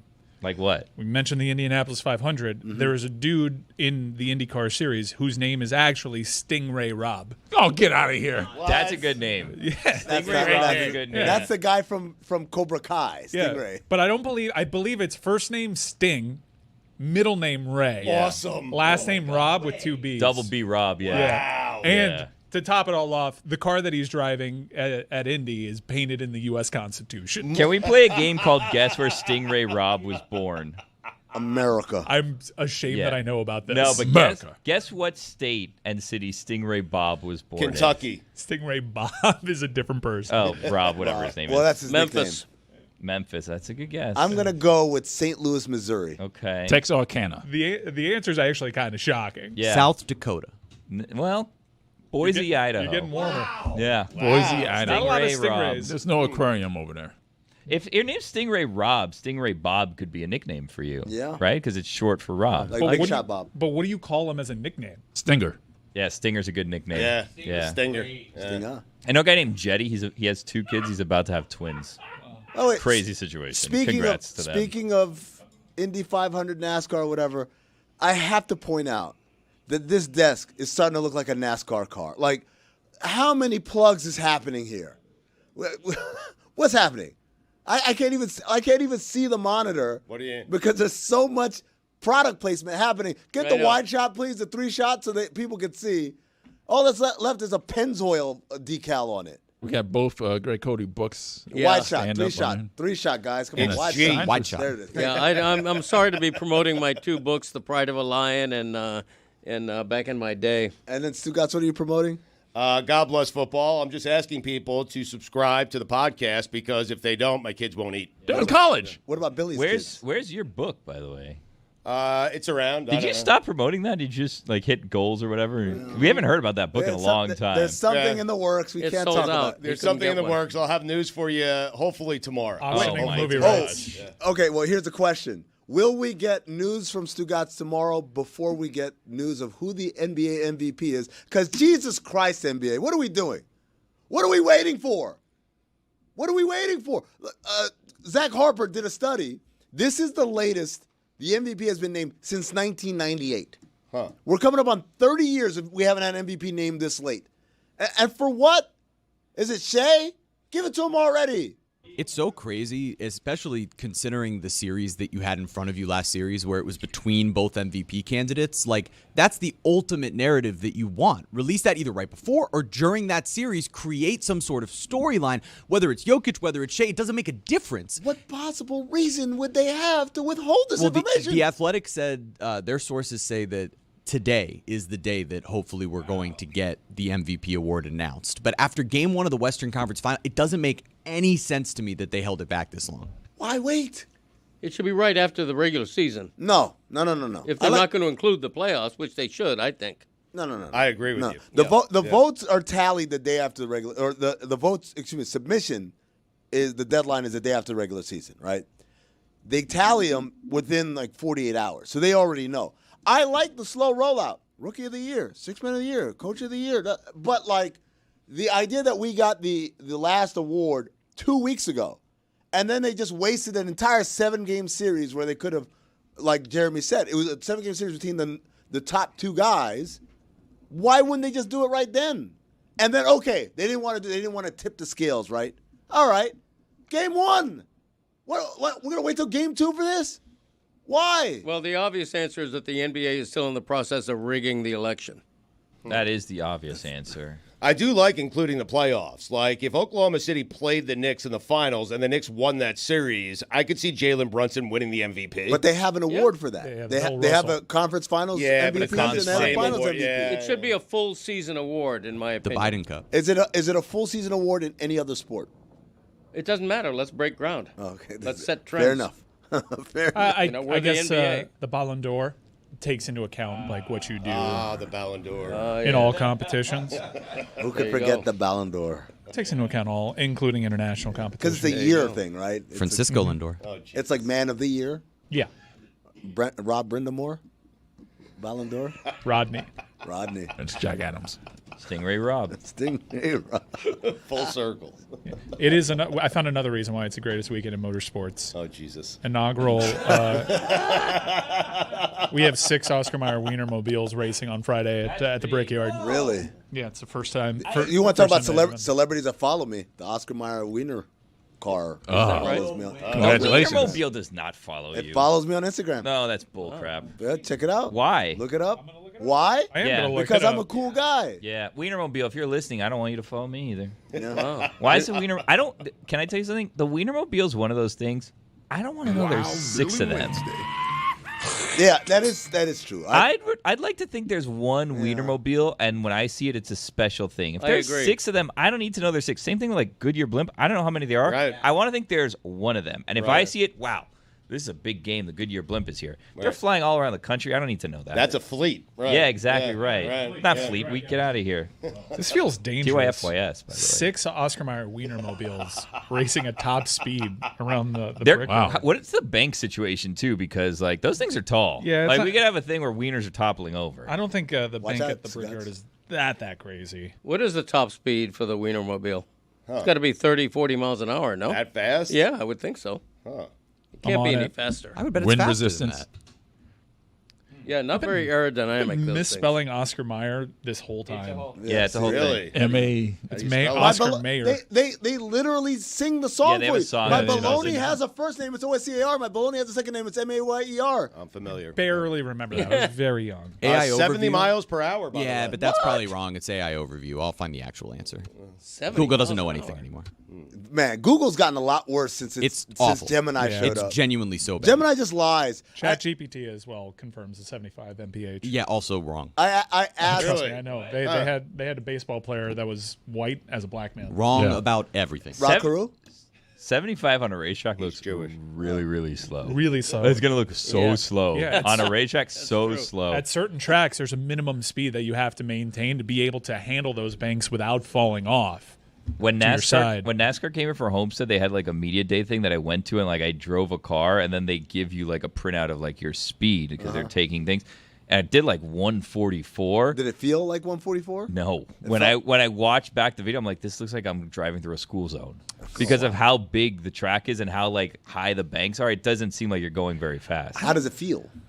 It didn't. I mean, at no point did I think I was going to crash into the wall or anything. It just felt like you had plenty of space. Well, they have like a restrictor plate or something on that you can't go over a certain amount anyways, right? So they have it like toned down. So like the max I think you could go if you're really going like all out is like maybe 150. But even that, if you start going over close to it, they shut you down and you can't go any further. What do you mean they shut you down?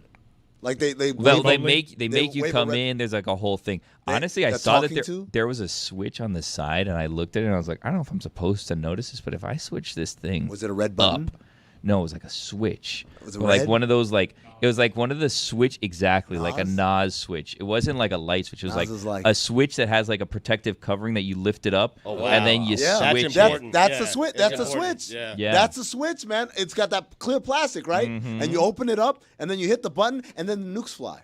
That's what it went through my mind. What if this is the nuclear football here in this, old M&M's car at Homestead Miami Speedway? It turns out it wasn't. Wild Billy Wednesday.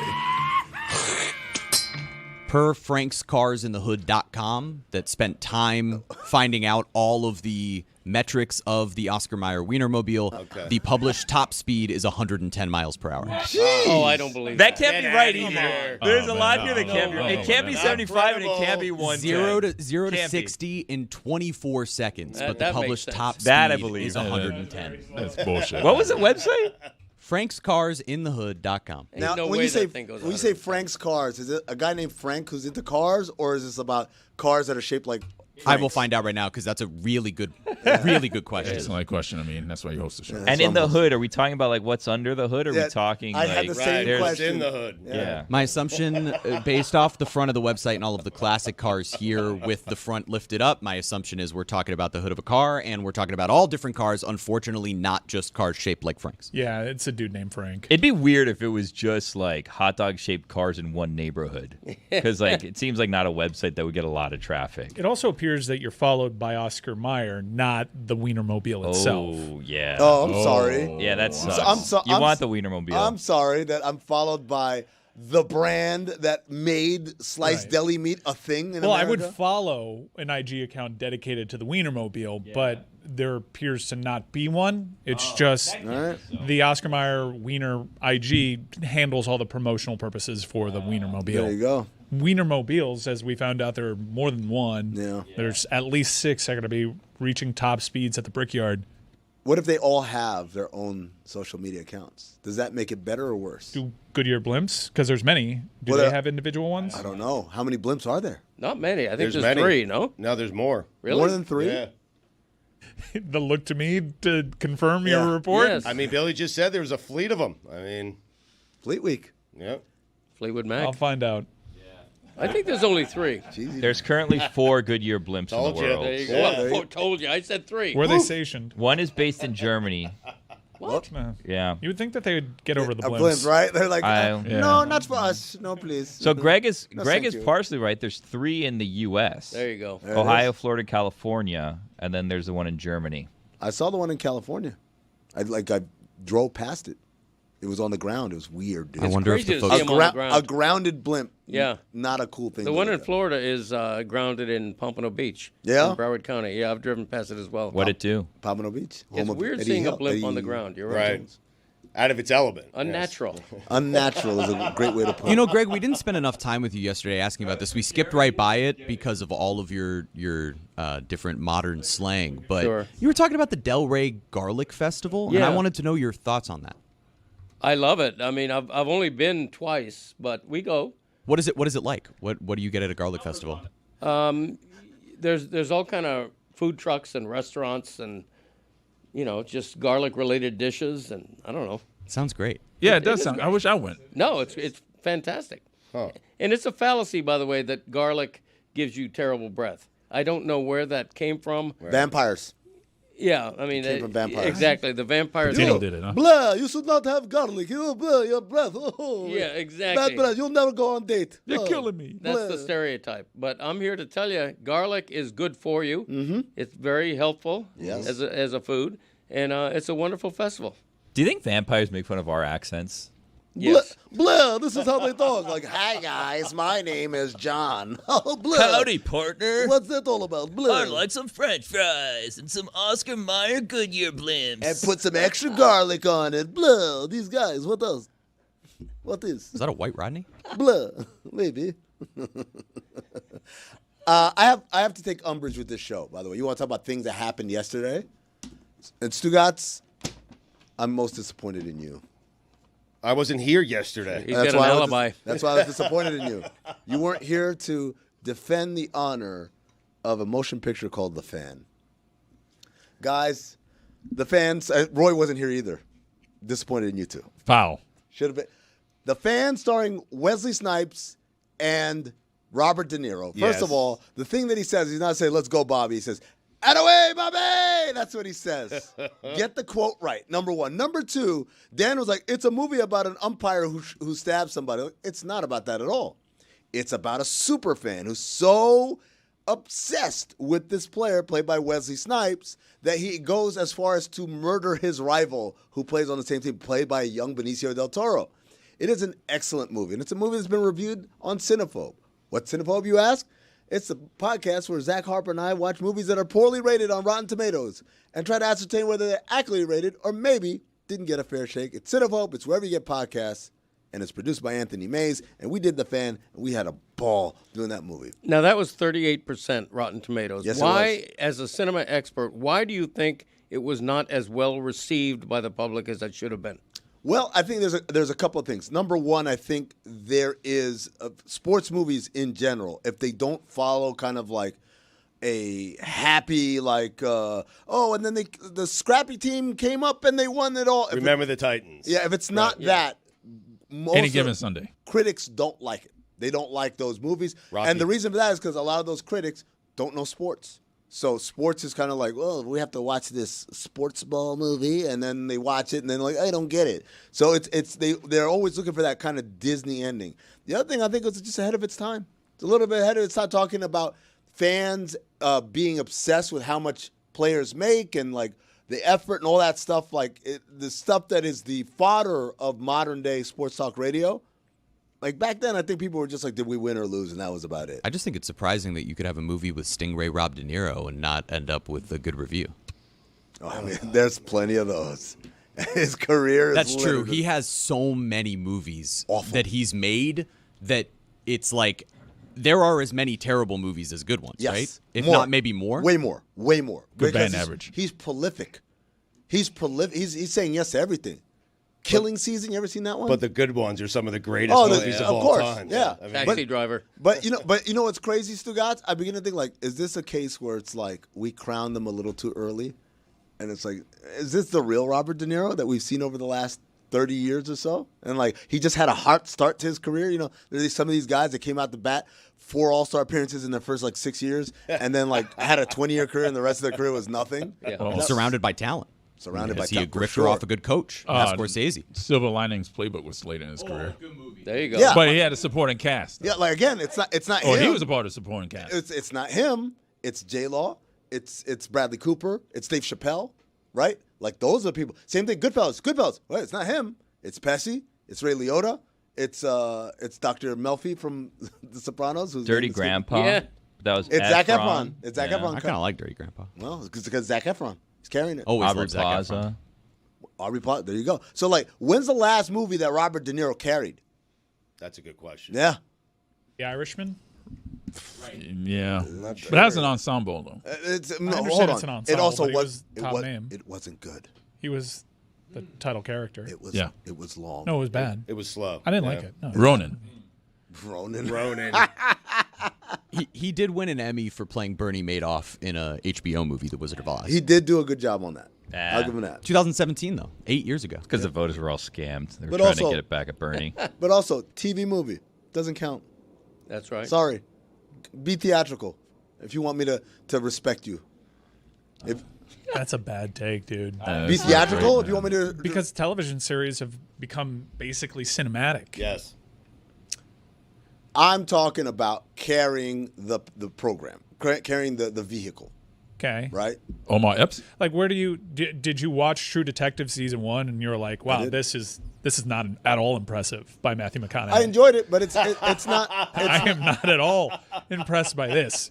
I enjoyed it, but it's not the same as being a movie star, Be man. a I know movie. they want to say this, oh, it's the golden age of TV, and all that. But the reality is, if you're a movie star, man, it's still a different level. No, I'm with you. Like Chalamet is not doing that because he's making great TV shows. Chalamet's doing that shit because Wasn't that part of the advice that he got? don't make TV Like, shows. don't make, yeah. Tom Cruise hasn't done it. Like, straight There up, you go. Tom Cruise is like, I'm a movie star. Right. I get TV offers all the time. I'm not doing it. I'm Tom Cruise. And by the way, you were right. He did bring back movies. He saved movies. He saved movies. Yes. He saved movies. Yes, Top Gun It's saved not movies. it's not a joke. It was on very fragile ground. You're right. The movie theater industry as a whole, it was already in a downward spiral, and then COVID happened. A lot of streamers, a lot of these studios they were beta testing. Do we just release everything on streaming services and that's it? Movies will become a boutique thing. The fact that a movie theater is going to be super accessible to you might be a bygone era. And Top Gun Maverick reinforced that there is still a place in this world, in middle America, in suburbia, for your neighborhood movie theater to get you out there. Is it crazy for me to be like, you know what, Tom Cruise, you won me back over, man. I'm ready to have this conversation. Did he lose you? Yeah, he Hey, lost a they lot of people. lost a lot of going people. Going clear, like really significantly hurt his brand. But even before that, it was already like, this guy's a little unhinged when Well, he went he on had Oprah, jumping on the thing. I mean, you look back, that was like 20 years ago. Yeah, I mean, it was like and it early felt like a 2000s. death nail. Yeah, and it was like, it's a wrap for this guy. And like somehow he pulled himself out that wreckage and he's come back stronger than ever. And I'm like, you know what? This guy's a cool guy.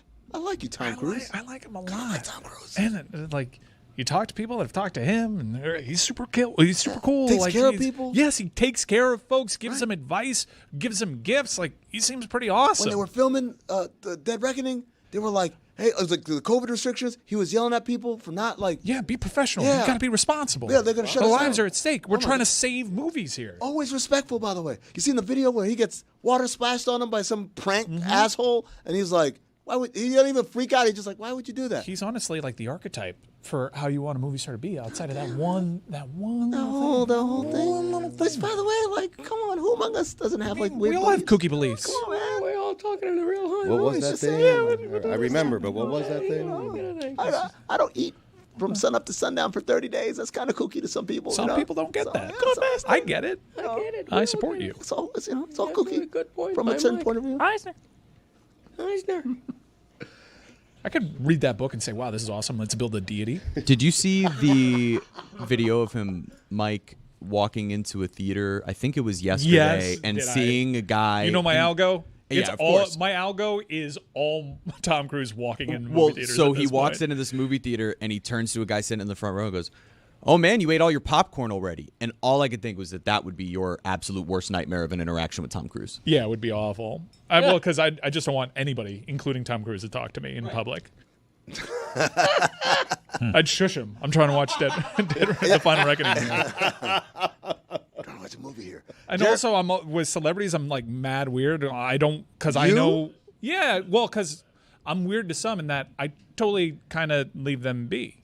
Yeah, like you do that weird dance where it's like they probably get inundated. So I'm gonna do the thing to kind of like not push up on them too much, but then they get like weirded out by saying like, "Wait a second, why don't you want to talk to me?" And I'm like, "Oh no, it's not that I don't want to talk to you. It's just I want them to respect. My favorite musician is Jack White. My friends opened up on tour for Jack White. They were Greg, you a big Jack they White did a fan? big like tour of the Southeast. I went to multiple shows. I was hanging out backstage. I'm literally right next to Jack White. Yeah. I said like 2 words to him the entire time. Like, hi.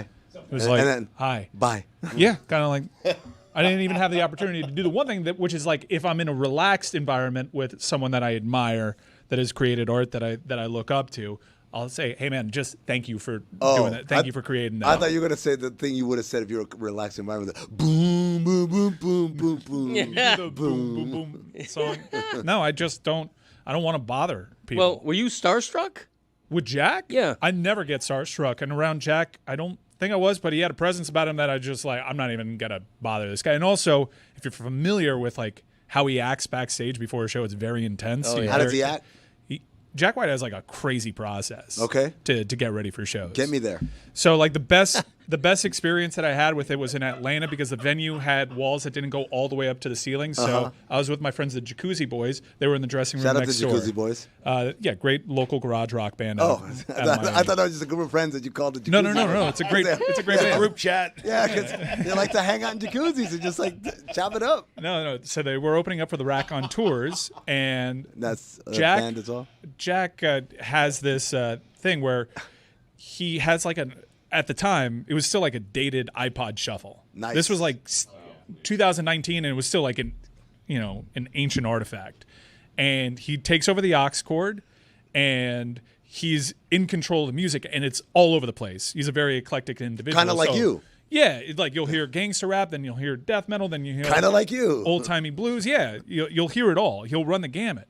But also he has stages of instruments set up like in his dressing room because he can play everything. So he'll be pounding away. Their dressing room had a piano, so he was pounding away at the grand piano. Then he'll pick up the drums and he'll start banging on the drums.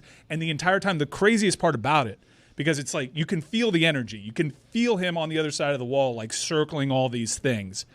Is he's getting his voice ready, and he screeches a lot. So he is screeching. I'm telling you, like it's the entire time. How long? It's wild. Like you're there having a conversation, you're having beers with your friends, you're making your time a Miller time, and you're just supposed to ignore Jack White screeching at the top of his lungs for 90 consecutive minutes. We have to follow Billy's face here Yeah. because he You is don't doubting have to. every single word that you're saying. No, He's just right. faux eccentric is what it sounds like to me. Like, let me just act wild, so Performative. people think, oh, I need to work. Jack White's voice, and just go out there, play Seven Nation Army. Let's call it a day. Like, he doesn't have this great voice, right?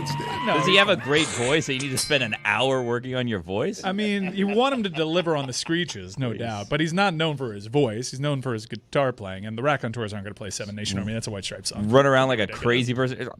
Listen to me. So wait, it's a If rack that's on tour? Hold on a second. If I'm paying money to see Jack White perform at a thing, I don't care if it's Jack White and the Stingray Bobs or whatever it's called. Rob. You're playing Seven Nation Army, and that's that. He did not. You, on he this did tour. not. No, terrible. What the hell are you going to say? So what do I get? Jack White and some other band, and then some Jacuzzi Boys. What am I paying money for? So you get to, if you see Jack White, you pay a ticket to see Jack White on tour, you're 100% getting Seven Nation Army, even though that's a White Stripes song. He's on stage, Seven Nation Army. So, but the if White Stripes aren't around, but so you're he's saying- not going to play that with Yeah, men. but if he's on stage, what Billy is saying, with any group of people, he has to sing that song. Thank you. Wait, Figure hold on. that shit out with Meg Hold on, White so- already. so- Enough so- of this. So if her anxiety, if the White Stripes are on tour, I might get it. If Jack White is on tour, I might get it. But if the Rack is on tour, I won't get it. the Rack on tours, it's not. Multiple What do they tours. sing? It's not the band's not called the Rack. that goes on tour. They're the Rack on Tour. It's a good nickname. The Rack. Yeah, Brendan Benson is the melodic genius of that band, by the way. Well, you're friends. Yeah. Oh, I'm just saying. Wait, an impartial Brendan Benson's comment. dad. An impartial what's comment. up? He's friends with Brendan Benson's dad. That's For real? There's a great photo. I'll send it to the video department of Greg Cody with Jack White at a White Stripes show. Yeah, it was a great show. And the plug there was Brendan Benson's dad. Right. So he's in the Rack. Brendan. The Rack and Benson. Tours, yeah. Got it. They're on tour. The Rack is on tour. Well, they don't. The Rack and Tours don't tour anymore. The Rack is Or at back. least So if not the Rack as and of Tour, now. if it's called the Rack and Tours just and the they're on Rack and- tour, Yeah. would it be the Rack and Tours on tours? Well, did they break up? Or they're not touring anymore? Well, what are they doing? The Rack on Tours are temporarily broken up because Jack White demands such a bare share Classic. of the overall revenue that the other three guys, including Yeah. Brenson, are This all is but left journalism. out. and he won't Rock and even play roll. the songs that we want to hear. Yeah, rock and roll, man. So what's Brendan up to? He's an independent artist. He's put out 5 or 6 solo albums. Hard times, though. Well, It's you kind know, of plug and play, right? To That's answer your great question, music. I didn't really get starstruck around him.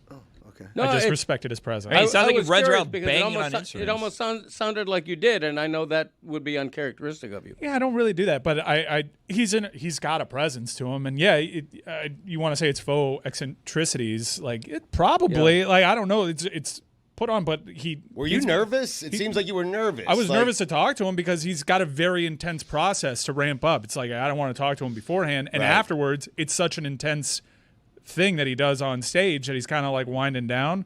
I don't want to bother this guy. Right. He's also taller than I expected him to be. Really? Yeah, he's tall. What if he's just making noise because no one's like talking to him? Everyone thinks like, oh, we got to leave Jack alone. He's like, I just want attention here. So he starts banging on shit, like hoping to get attention. Like, don't look at Jack. Don't look at this process. He's like, no, what do I have to do for people to talk to me? Robert De Niro has 2 different Grandpa movies? Yeah. The War with Grandpa and Dirty Grandpa, and that's not a franchise. There's just 2 Dirty movies. Grandpa. Where he's a grandpa. Billy, are you saying it's a cry for help? Possibly. Maybe. I mean, Stephen Colbert did this thing with Jack White in Nashville, where he's like, you're kind of like a Batman villain in that you create like these HQs, and everyone that you hire dresses like you and tries to act like you. Do they? Yeah, no, his Third Man record label, it kind of feels cultish. Wow, hold on. How old is this picture? It's very old. I still have hair. I mean, Jack's in the White Stripes, so That's when he was it's that G. old. That's, G. That's who calls him G. That's got to be 20 years old. Do you still own that shirt? Is that shirt still in the closet? No, somewhere? that has been retired, that shirt. As has Jack's, I would imagine. Maybe not. He doesn't wear red anymore. That's exclusively There to the you White go. Stripes. Oh, really? Yeah, every act that he has every act that he has a dedicated color scheme to it. What if he goes to a Stripes are- Cardinals game? Or a Bulls game? No. Like casually, I don't know. But when he's on stage with the White Stripes, it's red and white, and black is part of that color scheme. When you watch Jack White, the solo artist, it's black, white, and blue. What about when you the watch Rack? the Rack on tours, green and black. Only on tour. Yeah, or if you watch the Dead Weather, sometimes they lean into yellow. That you know what? I'm with Billy. This guy seems like a real like. Sometimes they lean into yellow. Performative. They don't really man. have they haven't performed in quite a while. Also, it's They're like not on tour.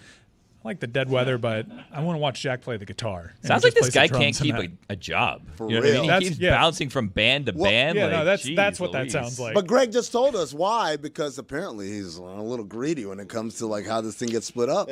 So guys get tired of him, they kick him out of the band. He goes starts a new band. Just burning bridges left and right. Left it and sounds right. like. It's all plug and play anyway. I'm not coming back next 7 Wednesday. band army, it sounds like, for Jack White. Next Wednesday, I am off. I'm just letting that be known. Why? We're just talking. We're just Talking chopping it puck, up. talking Yandel, Jacuzzi boys out here, man. blimps, wieners. chilling. You know, just some jacuzzi boys here enjoying a Wednesday. Yeah, Wild Billy Wednesday. Nah, it's just Wednesday. Okay. There was a time when it was Wild Willy Wednesday. Wild Billy Wednesday. There, good timing. It's like D. Reynolds. Dan messed up and then didn't want to let it go for a couple weeks. That was just He him. just made a Yeah. mistake. Yes, he honestly. made a mistake. I love that. I love that about And then him. there was imaging. I love the commitment to the bit where like he'll mess something up and then he'll just try to convince us he didn't mess up at all. He meant to do that. And then he'll stick with it for days on end. Huge news. What's that? Been doing some research. Uh-huh. Our partners at DraftKings have a free-to-play contest on the Oscar Mayer Weenie 500. Hey, there we go. Wow. Who's the favorite? Get Which in on wiener? this action. I'm getting to it. John. Okay. It was Cape Fear, by the way. Nick Nolte. He was good in that. Yeah, he was. Yeah. He's always carried by a supporting cast, man. Does he still act? Nick Nolte? Nick Nolte? Yeah. Yeah. He was. He'll in, say yes to a job. Well, I mean, whoa. He was in. He was in Tropic Thunder, but that was some time ago. No, he was in one of those non-Marvel Spider-Man movies recently. And one of the Sonys. Yeah, not Craven. What was it, man? He was in Hulk as well. Oh, you know what he was? He was in Craven Angel, a job. Angel Has Fallen, which is 5 years ago. I confuse him and Gary Busey. all the time. Because the hair, it's that mugshot. And Chris Tofferson. No, they look the same. You're just doing old white guys. R.I.P. white guys. R.I.P. Willie Nelson as well. R.I.P. George Wendt, by the way. I know. Norm! Where'd he go? Well, R.I.P. He's dead. Too soon? Yeah, way too soon. Yeah. Not even 24 hours. Body's still cool. Awkward. Yeah, Chris Christoph on that one.